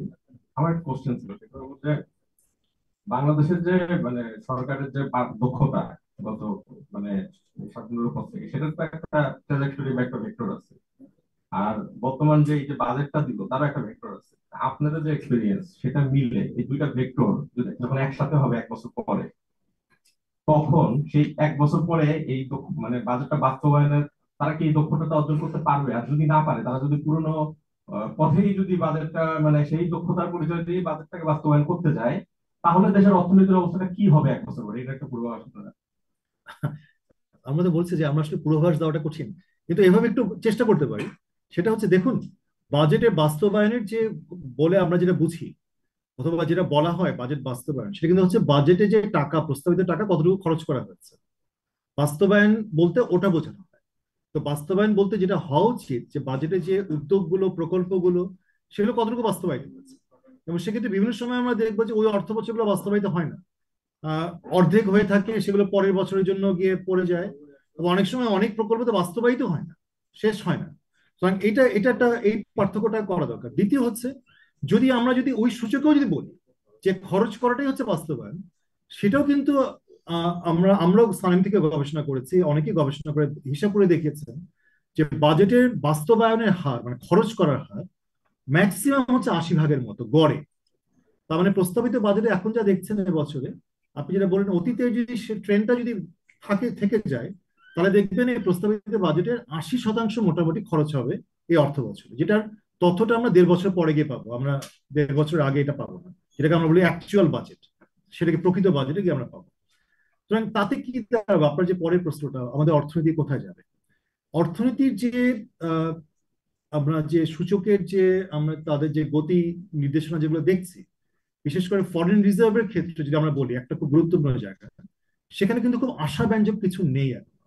এবং এমন আশান্বিত হওয়ার কিছু নেই যে বাজেটে যেরকম ধারণা করা বলা হচ্ছে যে আগামী অর্থ বছর শেষে খুব সম্ভবত, if I am not wrong, যে খুব সম্ভবত 32 বিলিয়ন ডলার বেড়ে যাবে। এটা কিভাবে বাড়বে, মানে মানে এটার উৎসগুলো কি? এটা এটা কিন্তু মানে এই জন্য আমরা বলছিলাম যে কিছু কিছু এরকম খুব গুরুত্বপূর্ণ যে বাজেটে যে টার্গেট গুলো, এগুলো কিন্তু বাস্তবসম্মত নয়, বাস্তব ভিত্তিক নয়। মূল্যস্ফীতির যে টার্গেটটা করা হয়েছে, সেটা আমরা অলরেডি বলেছি, যেটা আমাদের কাছে বাস্তব ভিত্তিক মনে হয়। তার মানে যে সামনের এই অর্থ বছরটা অথবা এই চলমান অর্থ বছরটা, সামনের অর্থ বছরটা, এটা কিন্তু একটা উচ্চ মূল্যস্ফীতির পর্যায়ে চলতে পারে। তার তার একটা বড় কারণ হচ্ছে মূল্যস্ফীতি নিয়ন্ত্রণের জন্য যে উদ্যোগগুলো, সেগুলো যথেষ্ট নয়, যেটা ব্যাখ্যাটা আমরা কিছুক্ষণ আগেও দিয়েছি। সুতরাং এই যে বিষয়গুলো সবকিছু মিলিয়ে আমাদের আশঙ্কা হচ্ছে যে আহ, এখনকার তুলনায় সামনের অর্থ মানে অর্থ বছরের শেষে, সামনের অর্থ বছরের শেষে যদি যথাযথ উদ্যোগগুলো না নেওয়া যায়, অর্থনীতির অবস্থা উন্নতির বদলে বরং আরো কিন্তু চ্যালেঞ্জ আরো বেশি হতে পারে, আরো বেশি করে নতুন করে চ্যালেঞ্জের সম্মুখীন হতে পারে। আর জিনিস খেয়াল করে দেখুন, সামনের বছর হচ্ছে 2025, এবং তারপরের বছর হচ্ছে 2026। 2026-এ বাংলাদেশ এলডিসি থেকে বের হয়ে যাবে, এবং সেটা কিন্তু আরো নতুন করে আরেকটা চ্যালেঞ্জ সৃষ্টি করে বাংলাদেশের রপ্তানি খাতের জন্য। সুতরাং সেই ক্ষেত্রে কিন্তু আমাদের এই যে একটা গ্রাজুয়েশনের ওই চ্যালেঞ্জগুলোকে মোকাবেলা করার জন্য রপ্তানি খাতকে সেভাবে একটু প্রস্তুত করে তোলা, রপ্তানি বহুমুখীকরণের যে অতীতের যে প্রচেষ্টাগুলো সেভাবে খুব সফল হয়নি, এত অল্প সময়ে 2 বছরের মধ্যে সফল হওয়ার আমি সম্ভাবনা দেখি না। কারণ কোনো না কোনো ভাবে কিন্তু 26 সালের নভেম্বরে বাংলাদেশ যখন এলডিসি থেকে বের হয়ে যাচ্ছে, আমাদের একটা অতিরিক্ত চাপ এসে পড়বে অর্থনীতির উপরে। সুতরাং আমি তো সামনের কয়েকটা বছর দেখছি চাপের বছর। এই যে চাপ থেকে অথবা বিভিন্ন যে চাপগুলো আছে সেগুলো থেকে রিলিফ পাওয়ার জন্য আমার কাছে মনে হয়েছে যে এবারে বাজেটে যে উদ্যোগগুলো সেগুলো যথেষ্ট না। আমার নাম সানাউল্লাহ সাকিব, আমি প্রধানত কাজ করি। জি সালাম। সেটা হলো যে আমাদের ইকোনমিক যে ইন্ডিকেটর গুলো আমরা দেখছি বেশিরভাগই তো এখন নেগেটিভ, একটা দুটো সূচক হয়তো ভালো আছে। তো আমার প্রশ্ন যে আমাদের যে ফান্ডামেন্টাল কি আমাদের ই হয়ে গেছে কিনা, মানে ভঙ্গুর হয়ে গেছে কিনা, মানে যে কারণে আমাদের বিভিন্ন ইনিশিয়েটিভ গুলো কাজ করছে না। এবং এটা আসলে আপনি যেটা বলছেন যে সামনের দিনে সময়টা খারাপ হবে, মানে এই ধরনের বড় ধরনের আপনি ব্যাংক খাত কর ব্যবস্থার কথা বলছেন, ঠিক কি কি ধরনের সংস্কার গুলো করতে হাত দেওয়া দরকার এই সময় বর্তমানে? না না, অবশ্যই, এবং আমি একমত। এই জায়গাটা আমি একটু খুব সংক্ষেপে যদি বলি, বাংলাদেশ কিন্তু আপনি দেখুন, বাংলাদেশে একটা খুব সুবর্ণ সময় গেছে 2010-11 থেকে 2019 সাল পর্যন্ত, কোভিড এর আগ পর্যন্ত একটা সুবর্ণ সময় বলবো, একটা সোনালী যুগ, যখন কিন্তু প্রবৃদ্ধির একটা অসম উচ্চ রেট, মূল্যস্ফীতি একটা যথেষ্ট একটা সাইজেবল জায়গায়। কিন্তু তখনও কিন্তু আমরা এই ব্যাংকিং খাতের সমস্যা, কর খাতের সমস্যাগুলো কিন্তু বলে গেছি। কিন্তু আহ, বিষয়টা ছিল যে যেহেতু অর্থনীতি খুব ভালো করছিল তখন, এই সংস্কারের বিষয়গুলো মোটামুটি একটু ধামাচাপা ছিল, মানে সারফেসে সেভাবে আসেনি। তাহলে ঘটনাটা হলো যে অর্থনীতি যখন ধাক্কা খেলো, কোভিড একটা ধাক্কা খেলো, এবং তারপরে যে ধারাবাহিক যে ধাক্কাগুলো আমরা দেখলাম, যে গ্লোবাল যে বিভিন্ন সাপ্লাই সাইড শক, রাশিয়া ইউক্রেন যুদ্ধ, এই ধাক্কা কিন্তু অর্থনীতি নিতে পারেনি। এবং ধাক্কা নিতে পারেনি, তার কারণটা কি? কারণটা হচ্ছে যে যে সংস্কারগুলো দীর্ঘদিন করা হয়নি বাংলাদেশে, সেই সংস্কারগুলো না করার কারণে যদিও আমাদের অর্থনীতি ভালো করছিল ওই 2010 থেকে 2019, ওই 10 বছর, ওই দশকটা, ভিতটা কিন্তু আমাদের খুব মজবুত ছিল না। এবং ভিতটা মজবুত না থাকার কারণে এই ধাক্কাগুলো কিন্তু আমাদেরকে বেশ নাড়িয়ে দিয়েছে অর্থনীতিতে। না, আমাদের যদি ভিত মজবুত থাকতো, আমাদের যদি কর কাঠামো খুব একটা শক্তিশালী কর কাঠামো থাকতো, আমাদের আর্থিক খাত যদি শক্তিশালী আর্থিক খাত থাকতো, আমাদের যদি রপ্তানি বহুমুখীকরণ হতো, তাহলে কিন্তু এই ধরনের ধাক্কাগুলো আমরা অনেক সামনে নিতাম। আমি উদাহরণ দিতে পারি, যেমন ভিয়েতনাম, তারাও তো এই ধরনের ধাক্কাগুলো তারা ফেস করেছে, তো তারা তো এতটা বিচলিত হয়নি তাদের অর্থনীতি, তারা তো সামনে নিয়েছে, বেশ ভালো মতোই সামনে নিয়েছে। তো আমরা কেন পারছি না? তার বড় কারণ হচ্ছে যে আমরা এই ধাক্কাতে, আমাদের যে লাইন যে ছিল, একটা রেল লাইনের উপরে আমরা ছিলাম, সেখান থেকে লাইনচ্যুত যেমন হয়েছে, একই সাথে আমাদের ভিতটাও শক্তিশালী না হওয়ার কারণে সেই ভিতটাও কিন্তু নড়বড়ে হয়ে গেছে। সুতরাং এখানে দুটো চ্যালেঞ্জ, এক হচ্ছে আমাদের অর্থনীতিকে লাইনে ফিরিয়ে আনতে হবে, আর দুই হচ্ছে আমাদের ভিতকে শক্তিশালী করতে হবে। তার জন্য সানাউল্লাহ, আপনি যেটা বলেছেন খুবই সঠিক কথা। সংস্কার, সংস্কার এবং সংস্কার, আমাদের সংস্কারের কোনো বিকল্প আমরা দেখছি না। এবং এই সংস্কারের জন্য একটা সুস্পষ্ট রোড ম্যাপ, সেগুলো কিন্তু এই বাজেটে আমাদের আশা ছিল যে এই কথাগুলো আসবে। ব্যাংকিং খাতে সংস্কার কিভাবে হবে? ব্যাংকিং খাতের সমাধান করা হচ্ছে এইভাবে যে সুদের হার বাড়িয়ে দিয়ে, অথবা ব্যাংক কিছু অ্যাডহক ভাবে কিছু মার্জ করার কিছু চেষ্টা করে। কিন্তু ব্যাংকিং খাতের যে সুগভীর সমস্যা, সেটা হচ্ছে খেলাপি ঋণের সমস্যা, সেটাকে সমাধান করার উদ্যোগ কোথায়? কর খাতের যে সুগভীর সমস্যা, সেটা হচ্ছে যে একটা বিশাল সংখ্যক মানুষ অথবা খাত যারা কর দিতে সক্ষম, তারা কর দেয়, এবং তারা নানা কারণে, বিভিন্ন প্রভাবশালী হওয়ার কারণে, বিভিন্ন কানেকশনের কারণে তারা করের আওতায় মুক্ত থাকে। তাহলে এই যে সংস্কারগুলো আমরা কথা বলছি, এবং যেগুলো সংস্কারের ব্যাপারে সবচেয়ে ইন্টারেস্টিং হচ্ছে, সরকার নিজেই কমিটেড এই সংস্কারের ব্যাপারে। আমরা পঞ্চবার্ষিকী পরিকল্পনার কথা কেন বলি, কেন বারবার ফিরে যেতে চাই ওখানে? কারণ ওখানে কিন্তু এই কথাগুলো সরকার খুব শক্তভাবেই বলেছেন যে এই সংস্কারগুলো আমরা করতে চাই। তাহলে আমাদের প্রশ্ন হচ্ছে সরকার কি নিজের কথা নিজেই রাখছেন না? নিজের যে কমিটমেন্ট গুলো সেগুলো নিজে কি রিফ্লেক্ট করছেন না বাজেটে এবং ইমপ্লিমেন্ট করছেন না? আমাদের অ্যাপিল থাকবে সরকারের প্রতি যে আমরা যেন পঞ্চবার্ষিকী পরিকল্পনায় ফিরে যাই, সেখানে যে কথাগুলো বলেছি সেগুলো যেন আমরা বাস্তবায়নের জন্য উদ্যোগগুলো নেই। তাহলে কিন্তু আমরা আমরা আমি মনে করি অন্তত যে দুটো ঘটনা যেটা আমাদের হয়েছে, আমরা রেল লাইন থেকে সরে গেছি, অফ ট্র্যাক হয়েছি, ট্র্যাকে ফিরে আসতে পারবো। পাশাপাশি আমাদের অর্থনীতির ভিতটাকে আমরা মজবুত করতে পারবো, রেজিলিয়েন্ট করতে পারবো এই সবগুলোকে সামনে নেওয়ার জন্য। হ্যাঁ মিরাজ।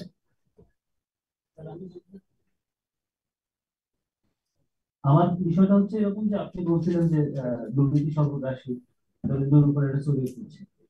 আরেকটা বিষয় হচ্ছে যে আমাদের কোভিড যখন আসে তখন সরকার কিন্তু বেশ কিছু স্টিমুলাস প্যাকেজ নিয়েছিল, নানা ধরনের পদক্ষেপ নিয়েছিল। এখন আপনারা বলছেন যে সারা দেশ ইকোনমিক ক্রাইসিসের মধ্য দিয়ে যাচ্ছে, সব সূচকই খারাপ অবস্থায়। তো এই পরিস্থিতিতে সরকার এই বাজেটে তো এরকম আলাদা করে কোনো উদ্যোগ নাই। তো এই সংকট তো আমাদের আগে থেকে পড়া সংকট নতুন করে আরো প্রভাবিত করেছে। তো তাইলে আমরা কি হচ্ছে বলতে পারি যে দরিদ্র জায়গাটা নিয়ে যদি একটু বলেন যে একদিকে দুর্নীতি গ্রাস করেছে, অন্যদিকে কোভিড এর চেয়েও আরো এখন খারাপ সময়ের মধ্যে দিয়ে যাওয়ার পরিস্থিতি তৈরি হয়েছে। তো তাইলে আগামী দিন কোথায় যাবে দরিদ্র দিক থেকে যদি না, আপনার প্রশ্ন আমাকে স্টিমুলেট করেছে স্টিমুলাস প্যাকেজের ব্যাপারে। না, আমি তো মনে করি যে আহ, অবশ্যই যদি যেই নামই হোক না কেন, এবারে বাজেটও একটা স্টিমুলাস প্যাকেজ থাকা উচিত ছিল দরিদ্র জনগোষ্ঠীর জন্য। এবং সেটা হচ্ছে যেটা প্রফেসর বিদিশাও প্রেজেন্টেশনে এনেছেন, খুব ভেঙে দেখিয়েছেন যে সামাজিক সুরক্ষা কর্মসূচির যে অ্যালোকেশন সেটা আসলে কিন্তু পুরোটা দরিদ্র জনগোষ্ঠীর জন্য না। আমাদের পেনশন আছে, অন্যান্য বিষয় আছে, সেগুলোকে বাদ দিলে পরিমাণ কিন্তু খুবই কম। তাহলে এরকম কি একটা মেরাজ আপনার স্পিরিট থেকে যে একটা স্টিমুলাস তো ঘোষণা করা যেতই, বিশেষ করে সামাজিক সুরক্ষা কর্মসূচির বিষয়টাতে, যারা ব্যাপক পরিসরে দরিদ্র জনগোষ্ঠীকে স্বস্তি দেওয়ার জায়গা এবারের ইস্যুতে। প্রবৃদ্ধির যে বিষয়টা আমি মনে করি যে গুরুত্বপূর্ণ, কিন্তু আপাতত এই বছরের জন্য ভুলে গেলেই চলতো। প্রবৃদ্ধির টার্গেট অথবা ব্যক্তি খাতে বিনিয়োগের যে টার্গেট, এটা কিন্তু মিট করা সম্ভব না এবারের অর্থ বছরে। এবারে অর্থ বছরে খুব গুরুত্বপূর্ণ দুটো বিষয়, একটা হচ্ছে সামষ্টিক অর্থনীতি স্থিতিশীলতা ফিরিয়ে আনা, এবং দ্বিতীয় হচ্ছে একটা বিশাল সংখ্যক জনগোষ্ঠী যারা দরিদ্র আছেন এবং যারা নিম্ন আয়ের এবং নানাভাবে তারা ভালনারেবল, তাদের একটা স্বস্তির জায়গা নিয়ে আসা। প্রফেসর বিদিশা কিন্তু আমাদের প্রেজেন্টেশনে দেখিয়েছেন যে ওএমএস এর অথবা টিসিবির যে অপারেশন গুলোকে আরো বাড়ানোর প্রয়োজন, এবং সেগুলো বাড়ানোর জন্য যে বাজেটারি অ্যালোকেশনটা দেওয়া দরকার, সেই জায়গাটা হয়তো থাকতে পারে। বিদিশা কিছু একটু বলবে? স্যার, আমি আরেকটু যোগ করতে জি। চাচ্ছি। সেটা হচ্ছে যে আপনার আমাদের এই নতুন মানে এমপ্লয়মেন্টে যারা আছে ইনফ্লেশন থেকে হচ্ছে আমাদের এই এখন আমাদের যে আয় সেটা হচ্ছে কমপ্লিট দিকে বা ইনফ্লেশন যে রেশিওটা সেই রিয়েল, অনুসারে আয় হ্যাঁ, বাড়বে, প্রকৃত আয় যেটা। প্রকৃত আয় বাড়বে। হ্যাঁ। তো আবার হচ্ছে নতুন করে প্রত্যেক পরিবারে একজন রিটায়ারমেন্টে যাচ্ছেন, তার ছেলে হচ্ছে কর্মসংস্থানে আসছেন, কিন্তু তার কর্মটা তো নতুন কর্ম তৈরি হচ্ছে না। তাহলে ওই পরিবারকে ওদিক থেকে দরিদ্র হার আরো বাড়াই দিচ্ছে। সেটা কি আমাদের জন্য ঝুঁকি তৈরি করবে? কারণ কর্মসংস্থান খুবই খারাপ অবস্থায় দিকে যাচ্ছে, বিনিয়োগ বলছেন যে খারাপ অবস্থায়, বিনিয়োগ বাড়ছে না। টার্গেট নিয়ে নিচ্ছে সরকার থেকে, কিন্তু বিনিয়োগ তো বাস্তবে বাড়ছে না। তাই বাস্তব বিনিয়োগ না বাড়ার যে চাপ আমাদের বোঝা বাড়াচ্ছে, সেই জায়গাটা আমাদের জন্য কতটা হুমকি হতে পারে? অবশ্যই, কারণ বিনিয়োগ কর্মসংস্থান সৃষ্টিকারীর সবচেয়ে বড় জায়গাটা হচ্ছে ব্যক্তি খাতে বিনিয়োগ। কারণ সরকারি বিনিয়োগ তো কর্মসংস্থান ডিরেক্টলি সৃষ্টি করবে না। কারণ ব্যক্তি খাতে বিনিয়োগের চিত্র তো আমরা ইতিমধ্যে আলাপ করলাম, যেটা খুবই এনকারেজিং না, এবং এটা সামনের বছরটা তো আমরা মনে করি কোনোভাবে বাজেটের যে টার্গেট সেটা মিট করতে তো পারবেই না, বেশ কম থাকবে।